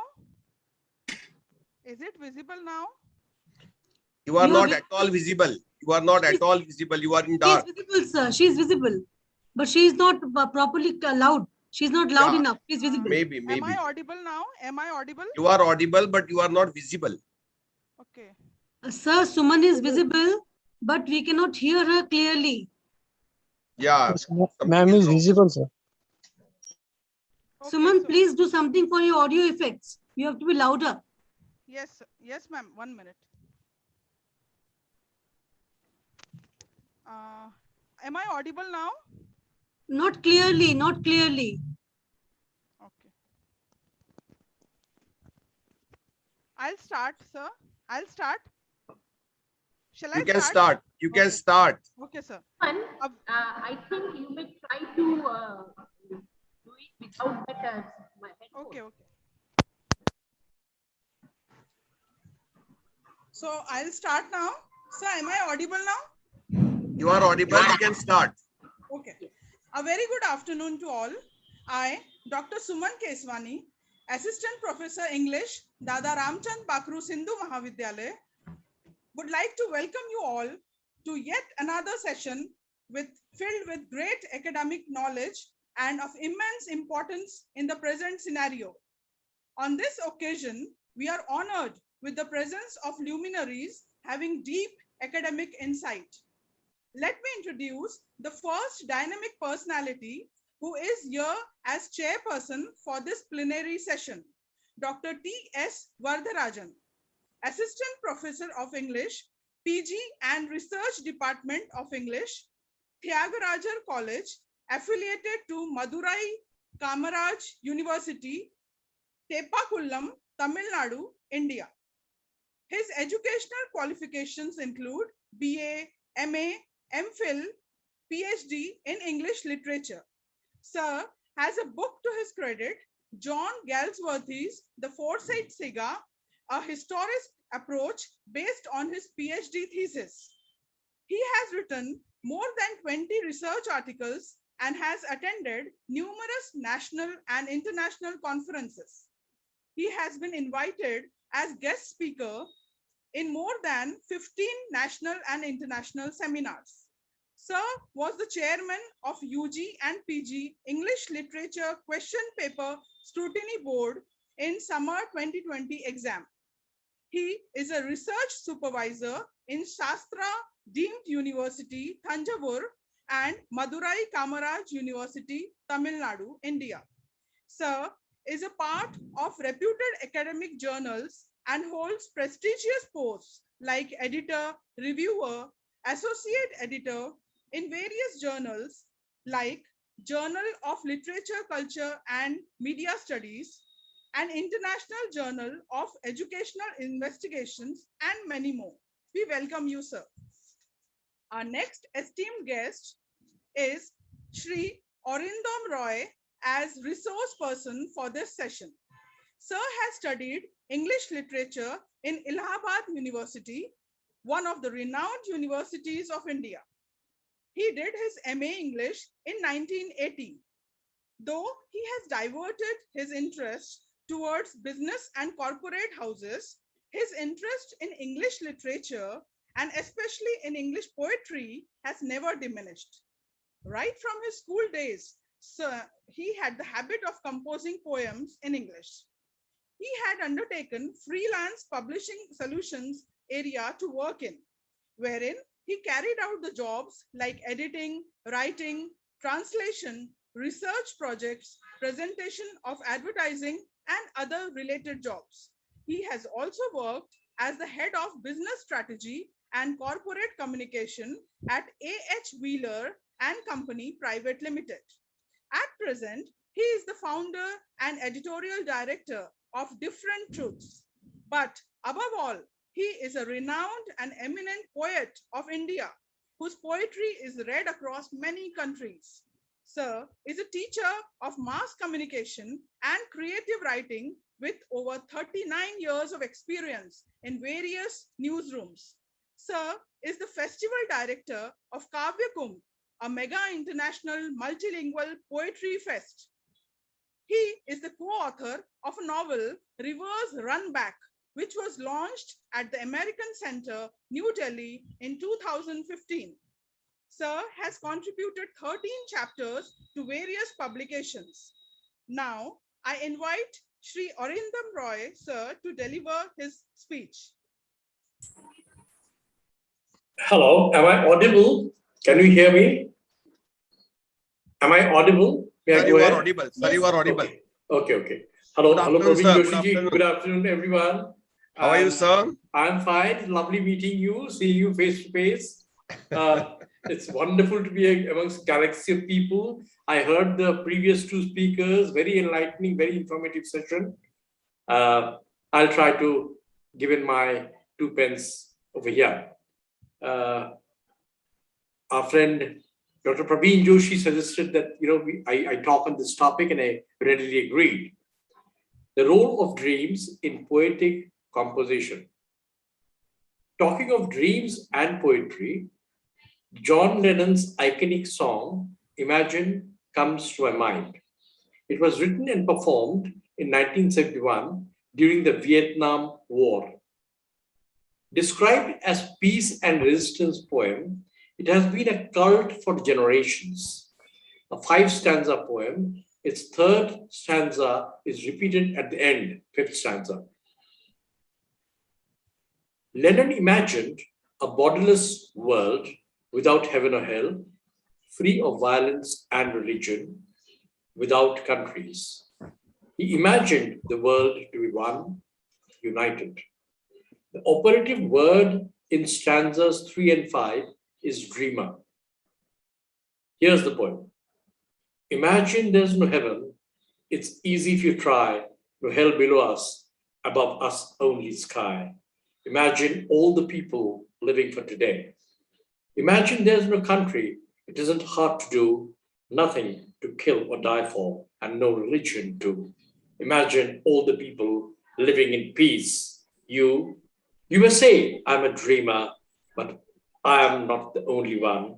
I hope someday you will join us and the world will be as one. Imagine no possessions. I wonder if you can. No need for greed or hunger, a brotherhood of man. Imagine all the people sharing all the way. You may say I'm a dreamer, but I am not the only one. I hope someday you will join us and the world will be as one. What a beautiful poem. Lennon's dreams big. He dreams of a conflict-free utopian world for you and me. The world of Lennon's dreams, of yours and mine, is of truth, peace, and progress.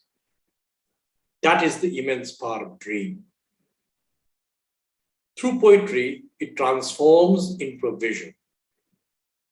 Let's time travel into the beginning of human civilization, a time when human society had settled down or was just settling down. Despite war and conflicts, there was peace, progress, and prosperity.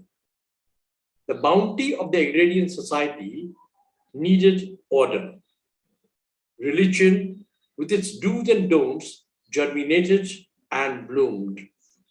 When we talk of any religion text or line verse, we are told that these came to us from the heavens as oracles, a divine will transmitted, as we say it in Hindi, Bangla, and Indian languages, Akashvani, a kind of an oracle. Often, these were diktats through dreams. Orally transmitted and practiced through priests, the wisdom of Vedas, Upanishads, Bible or Quran were and are the divine command passed on to us by the rishis, munis, prophets, and saints. They were sage poets. The cardinal principles of the Holy Book were to keep the society in order.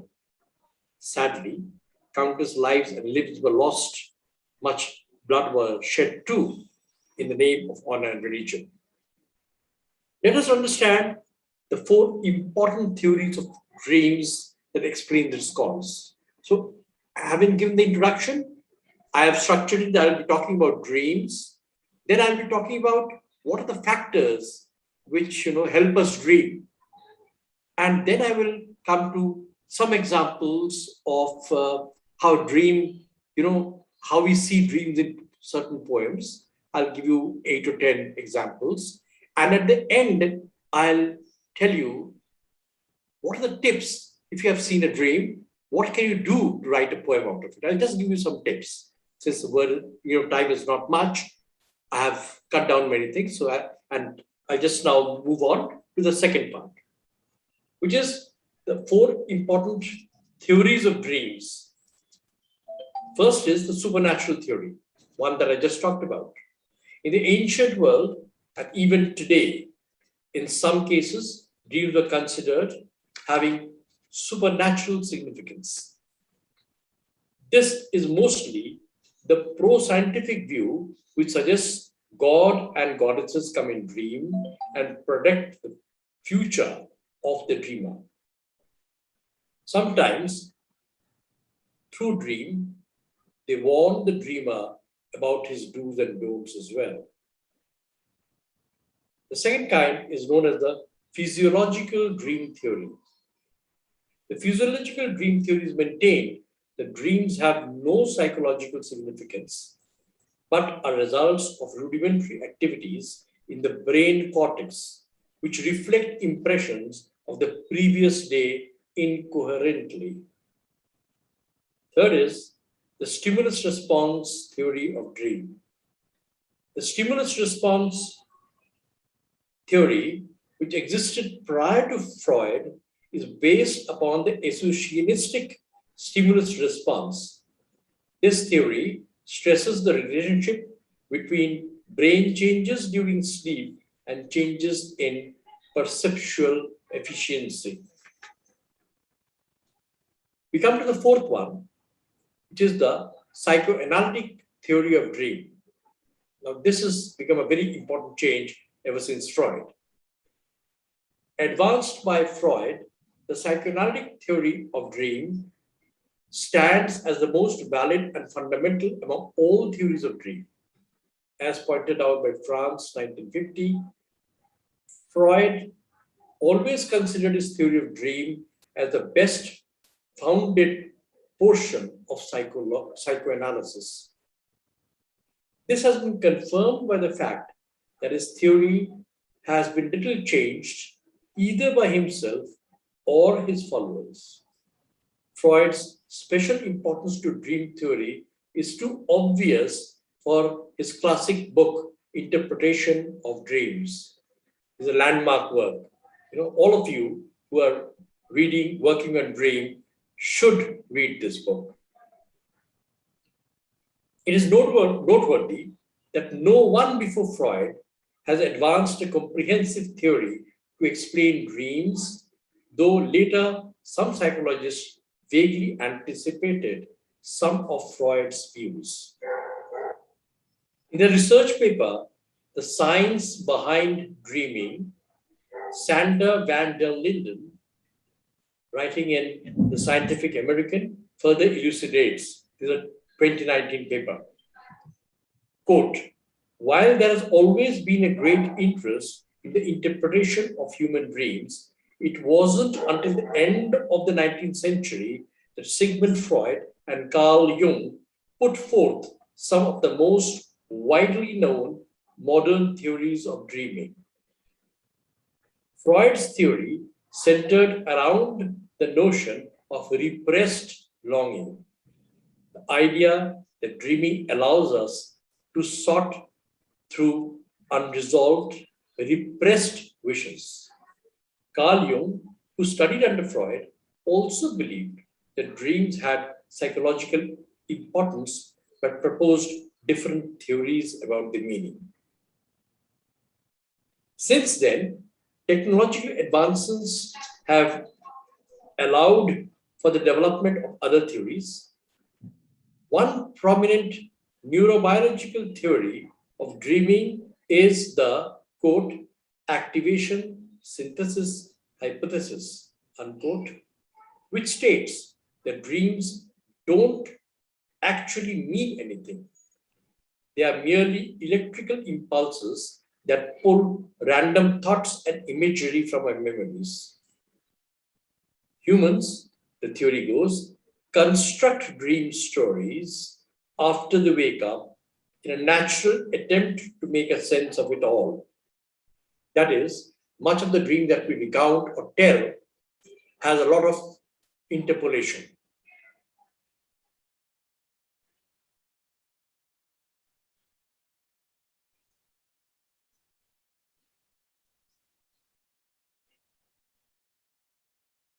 Yet, given the vast documentation of realistic aspects to human dreaming, as well as indirect psychologists have theorized that dreaming really does serve a purpose. In particular, threat stimulation theory suggests that dreaming should be seen as an ancient biological defense mechanism that provided an evolutionary advantage because of its capacity to repeatedly stimulate threatening events, enhancing the neurocognitive mechanisms required for efficient threat perception and avoidance.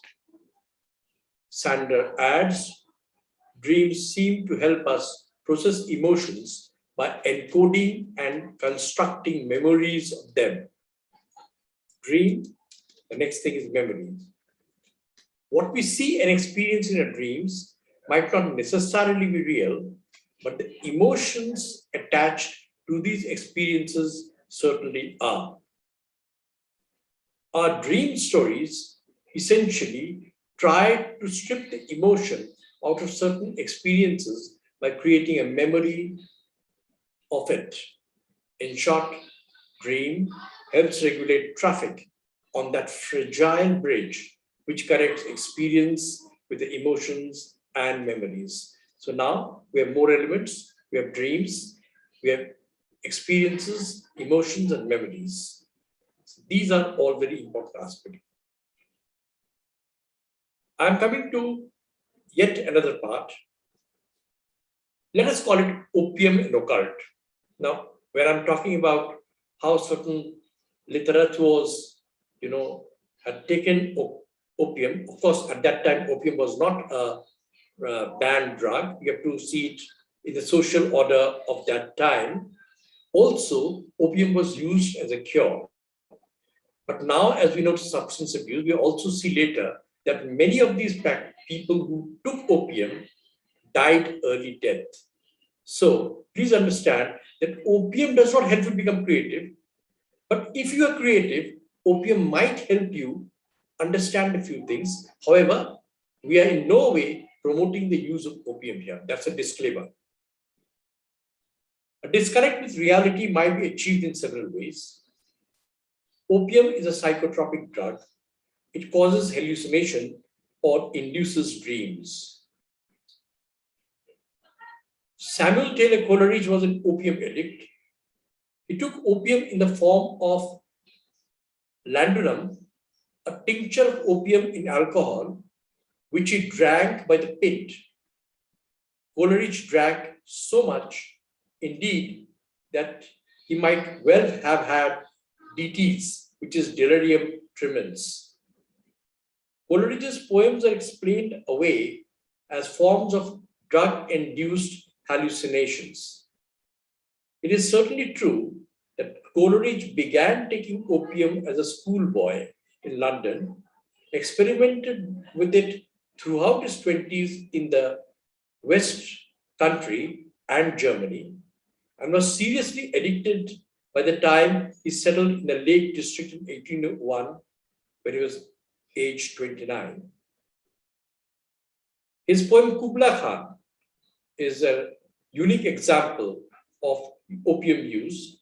He wrote that poem in an opium stupor, but he was disturbed. And he felt that the poem was incomplete. And the poem wasn't published till many years. Much later, it got published, as we see it now. William Wordsworth's addiction to opium began early and was never conquered. In time, it became his only regular habit.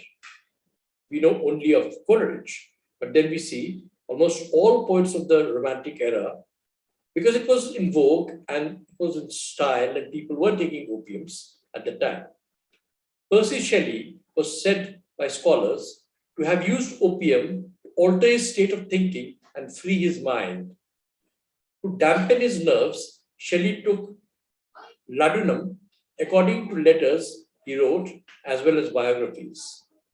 When Shelley secretively began to become romantically involved with Mary W. Godwin, he started to carry a flask of laudanum in it around to calm his nerves. Shelley believed that opium allowed the individual to question societal norms and beliefs while allowing for ideas of radical social change to form. Opium use catalyzed Shelley's creativity, but conversely, it also detrimentally affected his mental health and well-being. This is a big caution, like the statutory warning. Please note that opium use is not being advocated here. We're just repeating or telling you, informing you what were people doing, and these might be helping, as critics feel, in the creativity. It helped them go into the dream stage earlier, faster. So it is in that context that we're talking. Take it out of context and it becomes meaningless. John Keats, the poet of beauty, a devotee of aesthetic isolation, who swooned at the thought of his so-called bright star, Fanny Brown, and succumbed to TB when he was 25, was an opium addict. The claim is made in a new biography published by Professor Nicholas Rowe, chair of Keats Foundation and a fellow of the Royal Society of Edinburgh. Rowe admits his finding will be contentious. This has never been said before. Keats as an opium addict is new, unquote, he said. Rowe, professor of English literature at the University of St. Andrews, dismisses other experts who previously concluded that Keats only briefly experimented with the drug. Andrew Motion's line was that Keats's close friend, Charles Brown, warned Keats about the danger of such a habit and had asked Keats to promise never take another drop without his knowledge, said Rowe. Many women writers turn to the drug to help with the restlessness, anxiety, and insomnia. Some, including Coleridge's daughter Sarah, became addicts.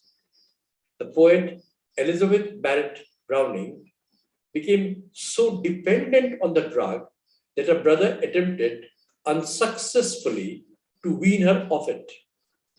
In letters to Robert Browning, she described it as a calming remedy and praised its wonderful tranquilizing power. She spent almost her entire personal income on opium and became restless and upset when a chemist failed to supply her with sufficiently strong preparations. Until 1868, there were no restrictions on the purchase of opium.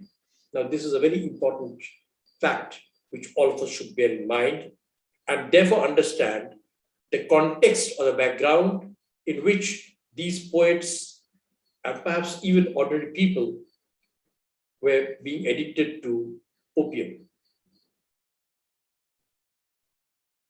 Now, these were available even in small villages in Britain. By 1838, Britain was importing over 130,000 pounds of opium for domestic consumption. It's a huge amount of opium. In a chapter entitled Opium and Gender in Romantic Literature, for a book on psychopharmacology in British literature, Dr. Joseph Crawford describes how literary figures, including Coleridge and De Quincey, took the drug as a stimulant to seek inspiration. They were taking it to seek inspiration, including, but women often took it to alleviate the drudgery and hardship of everyday life, including anxiety and insomnia, life wasn't easy for women then, it isn't easy for women now. So the reasons for taking opium for men and women were vastly different. Many other women writers published works about their experiences of opium usage. Anna Seward's poem, To the Poppy, and Mary Robinson's Ode to Apathy were inspired by opiates. In the Romantic period, a generation of women writers, including Elizabeth Barrett Browning, Dorothy Wordsworth, and George Eliot, were also habitual users of opium and were extolling its calming properties in the writing. Research by Dr. Joseph Crawford of the University of Exeter finds. Now, what opium did to the poets of the Romantic and Victorian eras, occult did to W.B. Yeats. His fascination with the occult, metaphysics, and paranormal activities was to remain with him throughout his life. His passion for mysticism and occult sciences was displayed through his poetry and writings. And we all know, as students of literature, that both Yeats and Eliot were greatly influenced by Indian philosophy. I mean, Yeats had read book on Buddhism and also on Hinduism, we are told. He had read even the Gita. Reincarnation, communication with the dead, mediums, supernatural systems, and Oriental mysticism fascinated Yeats through his life. Mysticism and the occult occur again and again in his poetry, most explicitly in The Second Coming and also in poems such as Sailing to Byzantium. Now, he was not the only one who was practicing occult or believed in supernatural. There were others too. I'll just give you 3 more examples. Arthur Conan Doyle, the one he created Sherlock Holmes, and Charles Dickens were members of the Ghost Club, while Sylvia Plath practiced witchcraft. In 1962, Ted Hughes left Plath for another woman. Plath made a ritual bonfire from Ted's fingernails, dandruff, and manuscripts. Here, the history becomes mythical. We're not sure. It's like mythical. Some say she did this to kill her cheating husband, an act of witchcraft. However, one thing is certain, that she was practicing witchcraft. Of course, Sylvia Plath was herself a very sad person, and we know how she ended her life. Now we are coming to yet another part of our paper, which is, I'm telling you 10 poems about dreaming. Now, these I've largely drawn of a selection by Dr. Oliver Tyrrell. Because these poems are short, mostly these poems are short, and that's why we have chosen this. What are the best poems about dreams? So now, before I come to this, a quick recap. We found, how many kinds of dreams are there, how opium, occult, supernatural, this belief, helped us move from reality to another kind of a reality, and helped us dream and bring those elements into the poems that each of those poets were writing. We are not sitting here on judgment. We are not saying whether they were right or wrong, but we are just stating facts. Just let us take it at that. Now, let us talk about the 10 poems about dreaming. I begin again. What are the best poems about dreaming?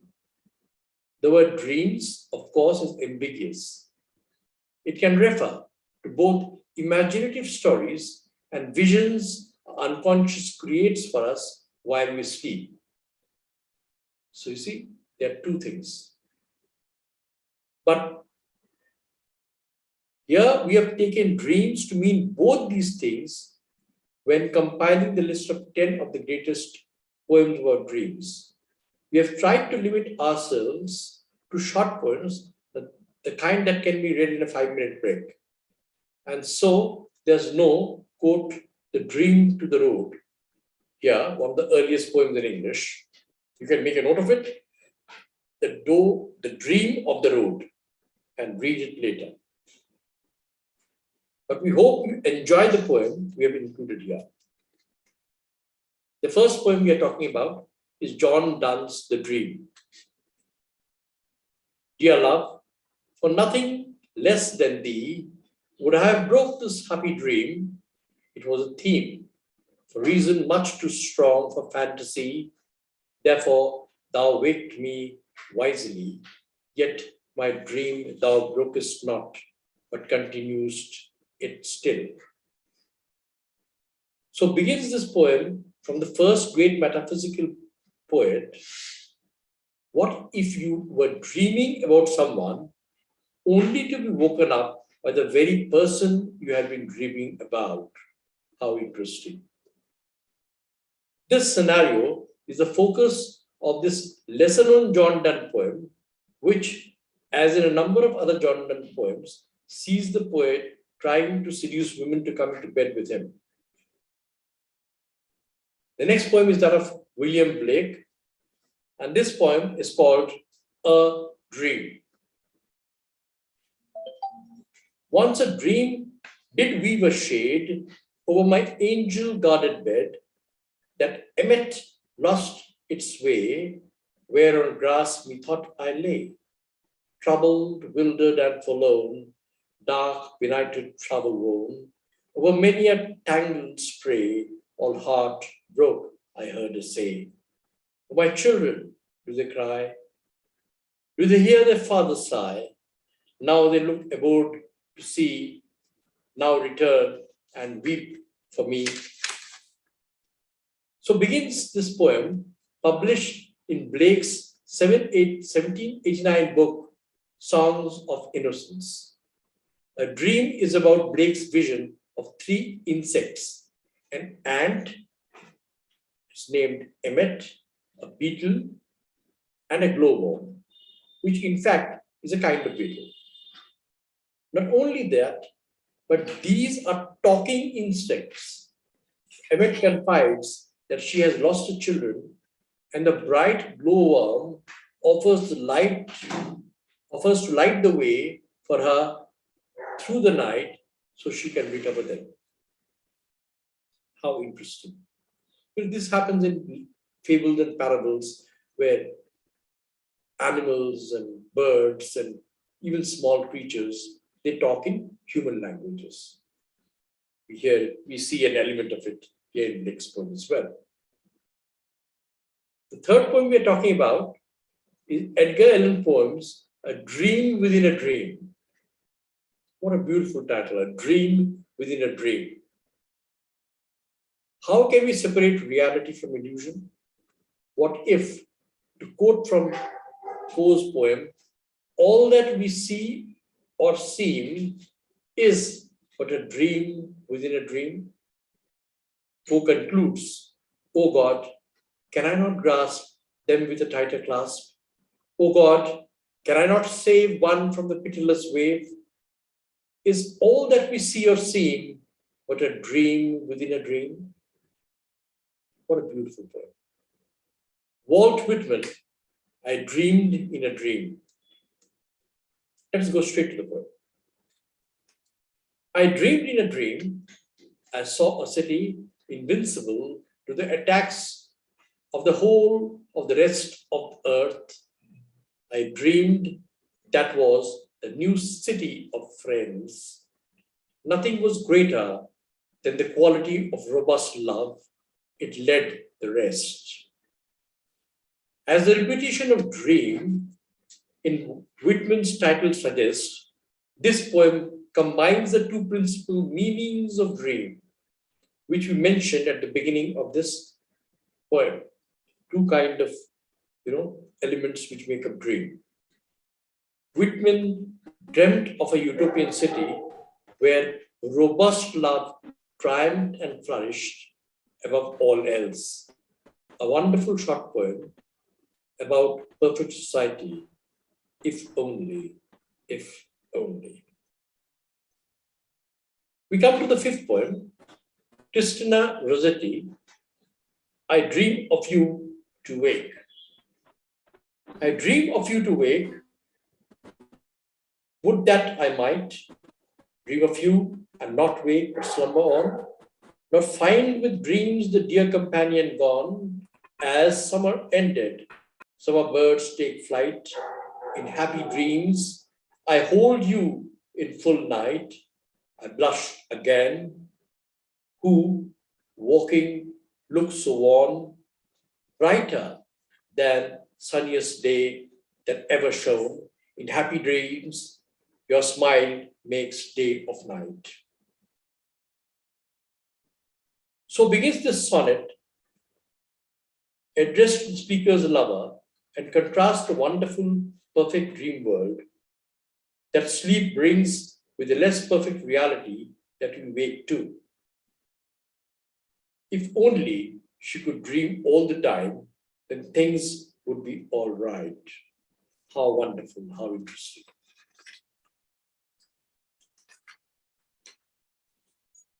One of the finest Victorian love sonnets, and for our money, one of the best poems about dreams and dreaming.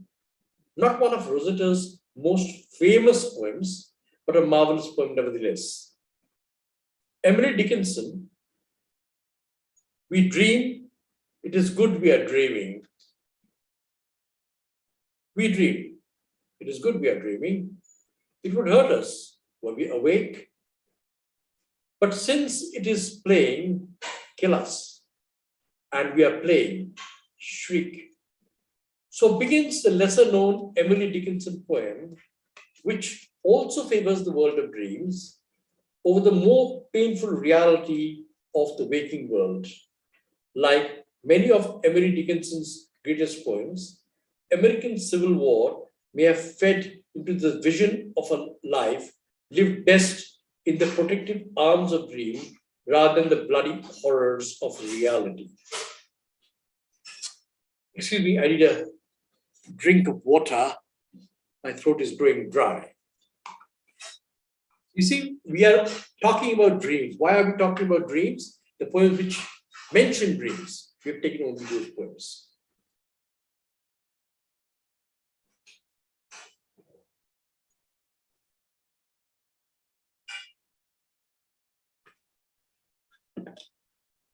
My apologies for breaking the flow of the paper.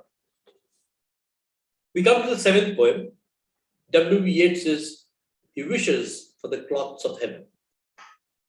But I, being poor, have only my dreams. I have spread my dreams under your feet. Tread softly, because you tread on my dreams. The Distance poem, one of Yeats's most popular poems, is straightforward. If I were rich man, I'd give you the world and all its treasures. If I were a god, I would take the heavenly sky and make a blanket out of it for you. But I'm only a poor man, and obviously, the idea of making a sky into a blanket is silly and out of question. So all I have of any worth are my dreams. And dreams are delicate and vulnerable, hence tread softly. How beautifully it says it. We now come to the eighth poem, Lola Ridge, The Dream. I have a dream to fill the golden sheath of a remembered day, air heavy and massed and blue as the vapor of opium, domes fired in sulfurous mist. Here we find she mentions opium, the vapor of opium. We're talking about opium and its role in dream. Lola Ridge, 1873-1941, was born in Ireland but lived much of her adult life in the United States. She's not read much now, but she was a pioneer of what some call anarchist poetry. Though her style might be co-opted more broadly under the banner of modernism. This short poem by Rach shows why she's worth reading. I come to one of the most important poems about dream, and in fact, we can write a complete paper on the next poem that I'm going to, mention to you. It's Langston Hughes' Dreams. Just 2 stanzas of 4 lines each, just an 8-line poem. This short, simple lyric by one of the most major figures in the Harlem Renaissance of the 1920s entreats us to hold fast to our dreams, for a life without dreams is barren and cold, like a bird with broken wings that cannot fly. Now let us come to this very short and interesting poem. Hold fast to dreams, for if dreams die, life is a broken-winged bird that cannot fly. Hold fast to dreams, for when dreams go, life is a barren field frozen with snow. Dreams, Hughes' poem suggests, gives us freedom and comfort. Whether we mean dreams in the sense of aspirations or ambitions, or those dreams which provide a refuge from waking reality. A dream is such a comfort. Sleep is such a beautiful thing to happen. And it's so painful that we have to get up and face the world. Agar so jaye, sara problem solve ho jata lagta hai. Now I come to the last poem, Pablo Neruda's Cat's Dream. Now Pablo Neruda is one poet who personally I am very fond of. Whereas being one of the best dream poems, Cat's Dream is also a fine poetic depiction of a cat, describing the animal's physical appearance, but then imagining what a cat's dreams must be like. Here the poet is imagining what if the poet was a cat, and what would the cat dream? How very interesting. Neruda's arresting description of the night flowing through the cat's dreaming mind, like dark waters, make it worth reading on its own, but there are many other things to admire here. This is a slightly long poem, therefore I've taken just one stanza, the first stanza. Here, neatly, a cat sleeps with its paws and its posture, sleeps with its wicked claws, with its unfeeling blood, sleeps with all rings, a series of burnt circles, which have formed the odd geology of its sand-colored tail. Now, we have come to the last part of the term paper, which is, of this paper, sorry, I used the term wrongly, of this paper, how to write a poem about a dream. I think I'm still trapped in my college days. Here are some tips to get started writing a poem about a dream you had. You see, incidentally, I also take creative writing classes. And in those classes, I tell how to write poems, how to write a short story, what is a plot, various other things. But those may be for some other time.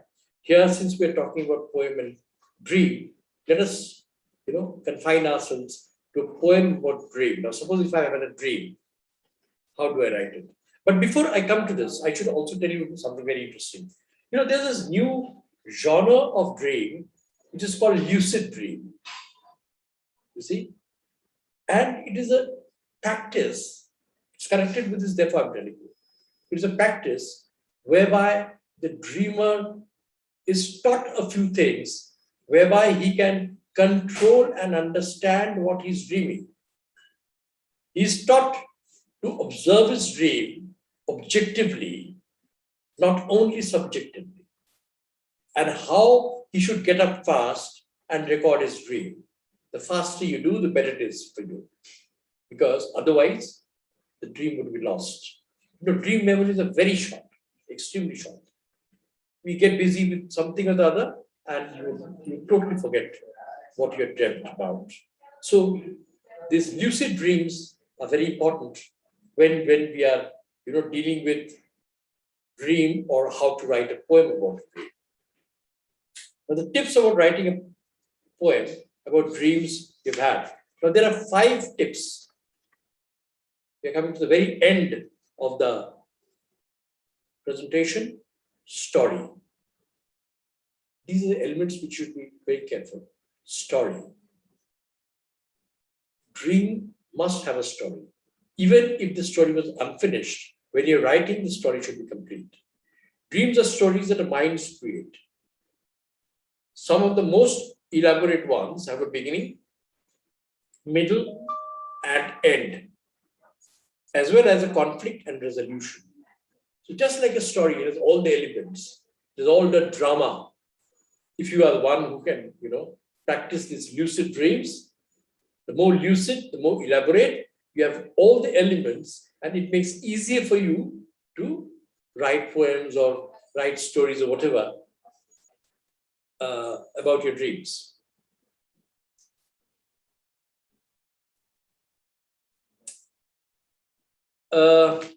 Contemplating the most dramatic part of a dream and how you might have gotten to that point and what could happen next makes a great promise for a poem.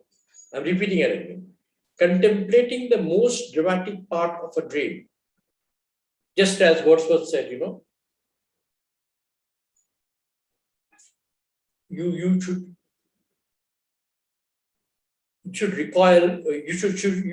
recollect in tranquility. I'm sorry, recollect in tranquility. Similarly, you need a bit of tranquility also here to recollect what you've dreamt. Okay, so you contemplate the most dramatic part of the dream. What was the dream all about, and what was its most dramatic part? Figure that out. And how you might have gotten to that point. Once you've done that, then work out, the strategy, the plot. Okay, this is the most interesting thing. You structure it as you do in a story. How we go to the plot. Because every poem, every good poem must tell a story. Okay. Also, what could happen next? It's almost like a mystery novel. You're waiting. Ab kya hoga, ab kya hoga. What is coming next? And if you weave in all these elements, then it makes a great promise for a wonderful poem. So here, first thing is story. The next important thing, number 2, is expand. In our stories, in our writing, we take certain elements, then we learn to expand it. We amplify it, we expand it. We give it much bigger shape and size than it has in real life. You see, the interesting thing about life and literature is in literature, you have to work to make it appear real. Life has no such problem. As we say, facts are stranger than fiction. So as a newsman, a part of me, which is a newsman, has seen the other part true also. That weird things happen, but nobody questions it. Nobody says, "Arey, ye to ho hi nahi sakta." This is not possible at all. What the hell? Because no one questions life. But when you try to repeat, try to present life in literature, then there are questions about it.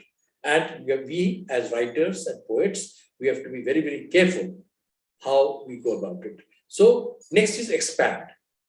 In dreams, our emotions can be magnified. If you're happy, say that you're very happy because you're writing. You see, the non-verbal part of your expression is not going through. So how do you cover for the non-verbal part? The verbal part of your expression is merely 35%. The non-verbal part, which is the majority of the part, you see, for that, we need other elements in writing. So one of it is to magnify, so that we feel very strongly about particular actions that we carry out. Try to remember what emotions you felt during a dream. you had and why you felt that way. This is very, very important. Don't lose touch with your inner self.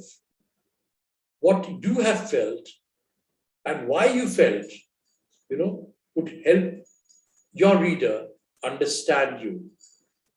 Many times what happens when new writers, even I did that, let me confess. So it is all in a head. So we start writing and we say, ye to pata tha. No, your reader does not know. Your reader does not have a God's eye view, which possibly a poet can have. So Balmiki or Tulsidas can say that at that time Sita was thinking of Lord Ram. So nobody questions it. Nobody finds it funny. In a newsroom, my reporter would be thrown out if he said that somebody was thinking. So unless the person says he's thinking, you cannot say the person was thinking. So this is for God's eye view. हमारा दिव्य दृष्टि नहीं है कि हम character के मन के अंदर देख रहे हैं. So that is very important aspect. You see, how you feel and what you felt is therefore important. Honing in on a specific feeling. Each word is important. Honing in on a specific feeling and then expanding on it when writing a poem helps to make it strong and flow easily. So this is a second most important point. You transmit your emotions the way you felt it, and if you need be, expand on it. So we had the story part, and now we are dealing with the emotive part of the thing. Next, we are coming on the detail. Just like characterization, you need detail. If you don't have the details, then it's lost again. In dreams, we tend to focus on certain details in our surroundings, such as specific shapes or colors. Even though these details might seem strange, when we think back on them, they make great ideas of poems. We will feel, why should we do? Don't stop in judgment. It may appear strange, but try it out. You may make a mistake. Your peer, your teacher, your friend, some poet they will help you get over the mess of tangle. But please, do give attention to the detail. Some of the best poems are simple and are about one object. You can write also about one object. But if you give the details properly, like I did not read the cat's poem here, cat's dream. Neruda is talking about one detail, cat and its dream. But what great detail he has woven into it. You can read the poem later and understand it still better. So showing attention to detail is a great skill for any writer to have. When I say writer, of course, I include poet as well. The fourth part is who. Which people from your life were in your dream? Now, often the people we dream about are very important to us. They either are great friends or our enemies, but they mean something to us, and therefore we dream about them. So who are these people who are dreaming? The characters, actual characters now becoming true. Why were they there? See, while you're writing a poem, think from the reader's point of view, not only from the writer's point of view or the critic's point of view. Okay. How was the dream self like or different from the way they are in real life? Poems can be written about people we know and how they have made an impact on our lives. You can write a poem about your mother. You can write a poem about your father. You can write a poem about, person you love. You can write a poem about your nation. It can be people, about things, about ideas. Okay, it can be some poor people some poor beggar, or maybe somebody you saw, on the roadside. You can again write about that person. So you will decide as a poet and writer who are important to you. which subject you pick up and who will be your subjects. Since our dreams tell us how we truly feel about things, including people we know, it can be informative to write a poem about what interactions you had with other people in your dream. Now, I almost feel like as if I'm sitting in a newsroom. I'm telling my, reporter or interviewer that how have you missed out on such an important thing. So this is true for poetry too as well. It can be very informative to write a poem about what interactions you had with other people in your dream. Other versions. Aapne dusre se pucha. Did you take other versions? So similarly, in a poetry, other interactions are also important. Now, last is you. Who are you when you are dreaming? And this is very important. You see, in psychology, we have three things, three axes on which we think ourselves to be. Who am I? What I think I am, and who do I project myself as? These are three different things. Okay. So when you talk of you, bear this in mind. Are you talking about you or the you think you are? Others may not think that you are the way you think you are. And lastly, because the way you think you are, you project yourself the way you think you are. These two are somewhat connected. So when you're dealing with this, so bear that in mind. Who are you when you are dreaming? Also, anything can happen. While dreaming, I could become a tree. While dreaming, I could become an animal. I can become strange things. Dreams can, break barriers and boundaries. Dream can take you, in one of the sessions we had magic realism. It can bring about magic realism so beautifully. Dreams allow you to do that. Nobody questions because it's a dream after all. The logic of our real world do not sort of affect it.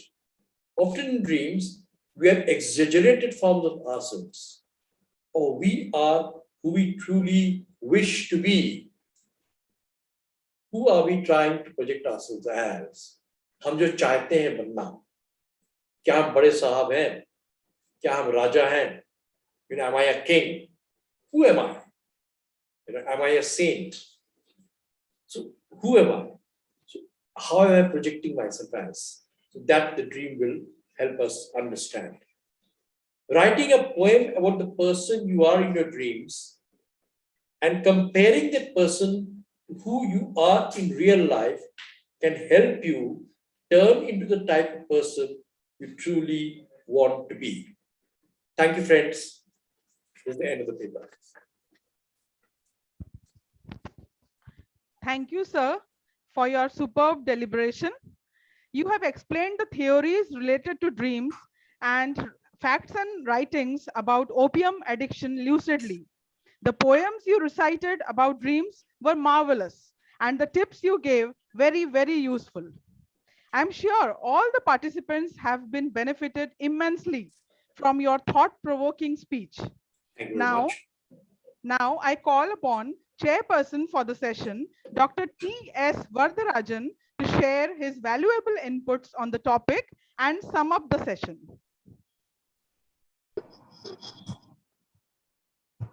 Thank you very much, ma'am. Am I audible? You are audible. You are audible. Okay. How much time I am given, ma'am, so that without encroaching upon... You can take around 10 minutes. Okay. Thank you. Thank you, Professor.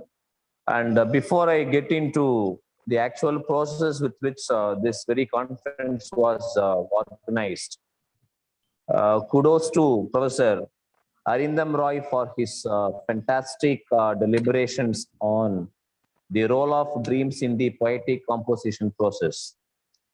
I was taken to my 1995 year where I was doing my BA at the time. My professors taught poetry, Aristotle, Plato, etc., actually came to my mind because Sar gave a complete survey of what poetry is all about with regard to dreams and other things from a chronological perspective view, touching upon more romantic era of English literature. And the poets used opium to actually either induce or to make their lyrics or poems quite effective. And before I forget to tell the August gathering about this particular phenomenon, in Tamil Nadu we have a great lyricist, Kannadasan, Kavingar Kannadasan, he is known as. And all his Tamil cinema songs and the Arthamulla Indumadam, the meaningful aspect of what Hindu religion is all about. He went on to tell many things philosophically only under the influence of the drug that you talk about or any drug that actually induces a kind of poetry writing. Coming back to Sir's presentation, he began talking about the historical reference to Vietnam War, wherein he just talked about the concept of imagination, followed by his reference to Upanishads, Quran, the Holy Quran, the Bible. Everything was written in such a way poetry becomes the inevitable part of life. Later on, he actually wanted the audience to understand his lecture by a fourfold path, wherein he just wanted us to understand first what is dream, then the factors that determine your dream, and then how dreams are converted into something what you call poetry. And then he also assured us of giving some tips how to write a poem, which he befittingly did towards the end of the precise presentation. Thank you very much, sir. And coming back to the theoretical part of what Dr. Suman ma'am was mentioning, sir was talking about a supernatural theory followed by physiological and the stimulus response theory, and then brought us to the concept of our own psychological understanding of what Sigmund Freud or his disciple Jung talked about dreams in many ways. And he did also make a reference to the scientific American aspect of sign and other important aspects. And then throughout his lecture, he was able to tell us with illustrations and effective substantiating points of how poetry can be made possible only through dream. As we are aware of the Scottish Highland, where 10 years or 8 years back, William Wordsworth was going and then could remember what that Scottish lady was talking about in Solitary Reaper, yon solitary Highland lass, talking or singing by herself like. So spontaneous overflow of a powerful feeling, it takes its origin from emotions recollected in tranquility. That particular aspect was very effectively presented by the learned resource person of this session. And Sar was also talking about how hallucination prompted someone to dream about on later it could be converted into poetry or for that matter anything. And the influence of opium by various writers of romantic era of English literature like Samuel Taylor Coleridge, or for that matter, even it was news to me that Wordsworth was also rarely associated with that particular aspect. And then coming back to the poetess like Elizabeth Barrett Browning, the writer George Eliot, everyone was influenced by that, but they had a limited scope to make it happen, like Sar was also telling. And he made a reference to Sarah's addiction towards it, the daughter of Coleridge also. And then Thomas De Quincey, opium eater, all other aspects of his deliberation was quite effective. And then Sir's reference to the second coming by William Butler, it's turning and turning in the widening gyre. The falcon cannot hear the falconer, things fall apart. Center cannot hold. Mere the anarchy is loosed upon the world. He did make a reference to Yeatsian influence on that particular opium also. And T.S. Eliot's, W.B. Yeats talking about Buddhism or wanting to know something about Indian philosophy. Everything was actually illustrated with the concept of Oriental mysticism Sir was talking about. And then he came to modernism, where he immediately traveled from England to America, where he spoke about Langston Hughes, Sylvia Plath, and the poets of America who actually talked about the transcendentalism in a particular way. Even I could add Walden, Pond, Thoreau. These people also made use of dream in their work to make what we actually are talking about. And then this is what I have been observing, and then I just add one or two perspectives to what Sir has said, so that from a literature point of view, we are able to understand how effective those were. Even we are told by our teachers how Paradise Lost was written by Milton. Actually, the dream actually came to reality by way of his daughter writing the whole thing. And then the very idea of, on one side, he's supporting Oliver Cromwell and his ruling. On the other hand, in order to facilitate Oliver Cromwell, how he turned out to be a great writer using Paradise Lost as a tool to express his ideas, that could be understood from one's perspective. And Plato and Aristotle have got different notions of poetry, but what Matthew Arnold says poetry is the criticism of life. He means only through poetry one can talk about reality. Nobody can afford to say something nonsense when one is resorted to poetry. That is what the precise meaning of Matthew Arnold. And then this is what I would like to actually highlight from Professor Roy's lecture. And coming back to this Thanksgiving aspect, I was under the impression that I had to introduce Professor Arindam, but ma'am did it. So my job is done very effectively by ma'am. Now, coming back to the concept of what do you call? Yeah. The very organizing team that under the leadership or under the great idea of Plenary College of Commerce, Professor Praveen Joshi, who actually gave me this chance to talk before you. And then in collaboration with Dayanand Arya Kanya Mahavidyalaya, Nagpur, and then Dada Ramchand Bakru Sindhu Mahavidyalaya, Nagpur, and Seth Kaziramwal Porwal College of Arts and Science, Comty. And these colleges put together make this mega event quite successful.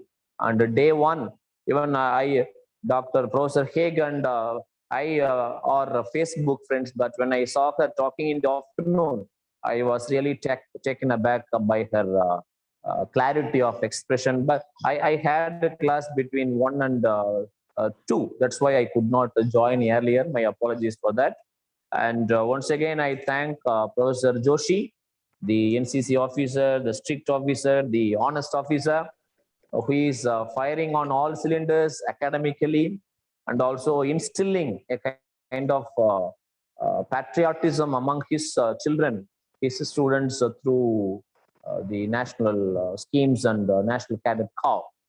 And I thank once again Dr. Joshi for including me in this pool of luminaries. And the great, on one hand, there were vice chancellors, professors, poets like in the likes of Professor Arindam, Dr. Haque. On the other hand, an assistant professor, ordinary assistant professor from Tamil Nadu. My joy, my happiness knows no bounds. And thank you very much, Professor Arindam Roy, for your spectacular deliberation on the raw material that you have given It is up to the individual to use it very effectively. Thank you, Professor. Thank you very much. I'm thankful to both of you, my friend Arindam Roy as well as Professor Varadarajan, that you have carried out these sessions very wonderfully. And not only Arindam Roy, but Professor Varadarajan is also excellent, and excellently he has done the summing up. And the session of Arindam Roy was really mesmerizing. He has really taken us to a kind of dreamland from where up and down was going on. So it was like moving in the air and coming back to land, and again from land taking off into dream. It was like that. So it was really a wonderful presentation, and I have no words for both of you. How excellent you have carried out this session. My personal thanks to both of you that you have accepted my request and you have joined us today and with your blissful presence. Really thankful to you. Thank you, sir, for summing up the session so gracefully. You have covered all the aspects mentioned in Roy sir's lecture meticulously and minutely. This has been truly an enriching session. The additional inputs you gave about different aspects of poetry were great to listen to. I have personally enjoyed this session immensely. Now, I call Dr. Jayant Warke to propose the vote of thanks. Thank you very much. Am I audible to you all? Yes, sir. Yes, sir, you are audible. Yeah. Good afternoon, honorable dignitaries, eminent guests, illustrious members of the organizing colleges, dear participants. I, Dr. Jayant Walke, Assistant Professor, Dada Ramchand Bakru, Sindhu Mahavidyalaya, deem it my great pleasure and pride to express my gratitude to our honorable resource person, Dr. Arindam Roy, a renowned poet and a writer who began his topic, The Role of Dreams in the Poetic Composition Process, with a reading of a poem. He spoke about 4 theories of dreams elaborately and made us look into how dreams play significant role in composition of poems. He also told us about the effect of opium on the creativity of the great literators. He has mentioned many of them. It was so wonderful to listen to you, sir. I thank, on behalf of the organizing committee, immensely for your wonderful, mesmerizing lecture on the topic, the role of dreams in the poetic composition process. Thanks very much.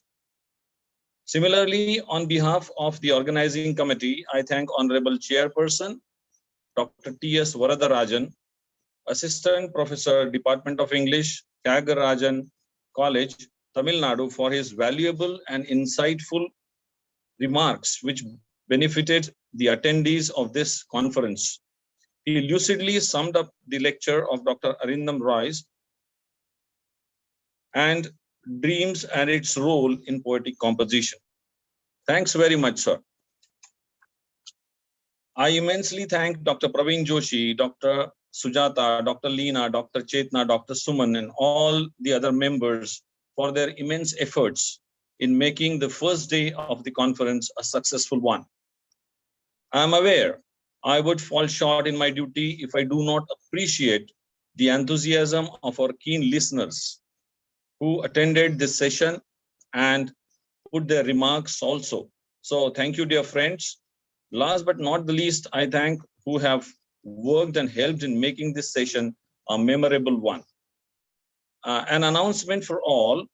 Tomorrow is the second day of this 3-day e-conference.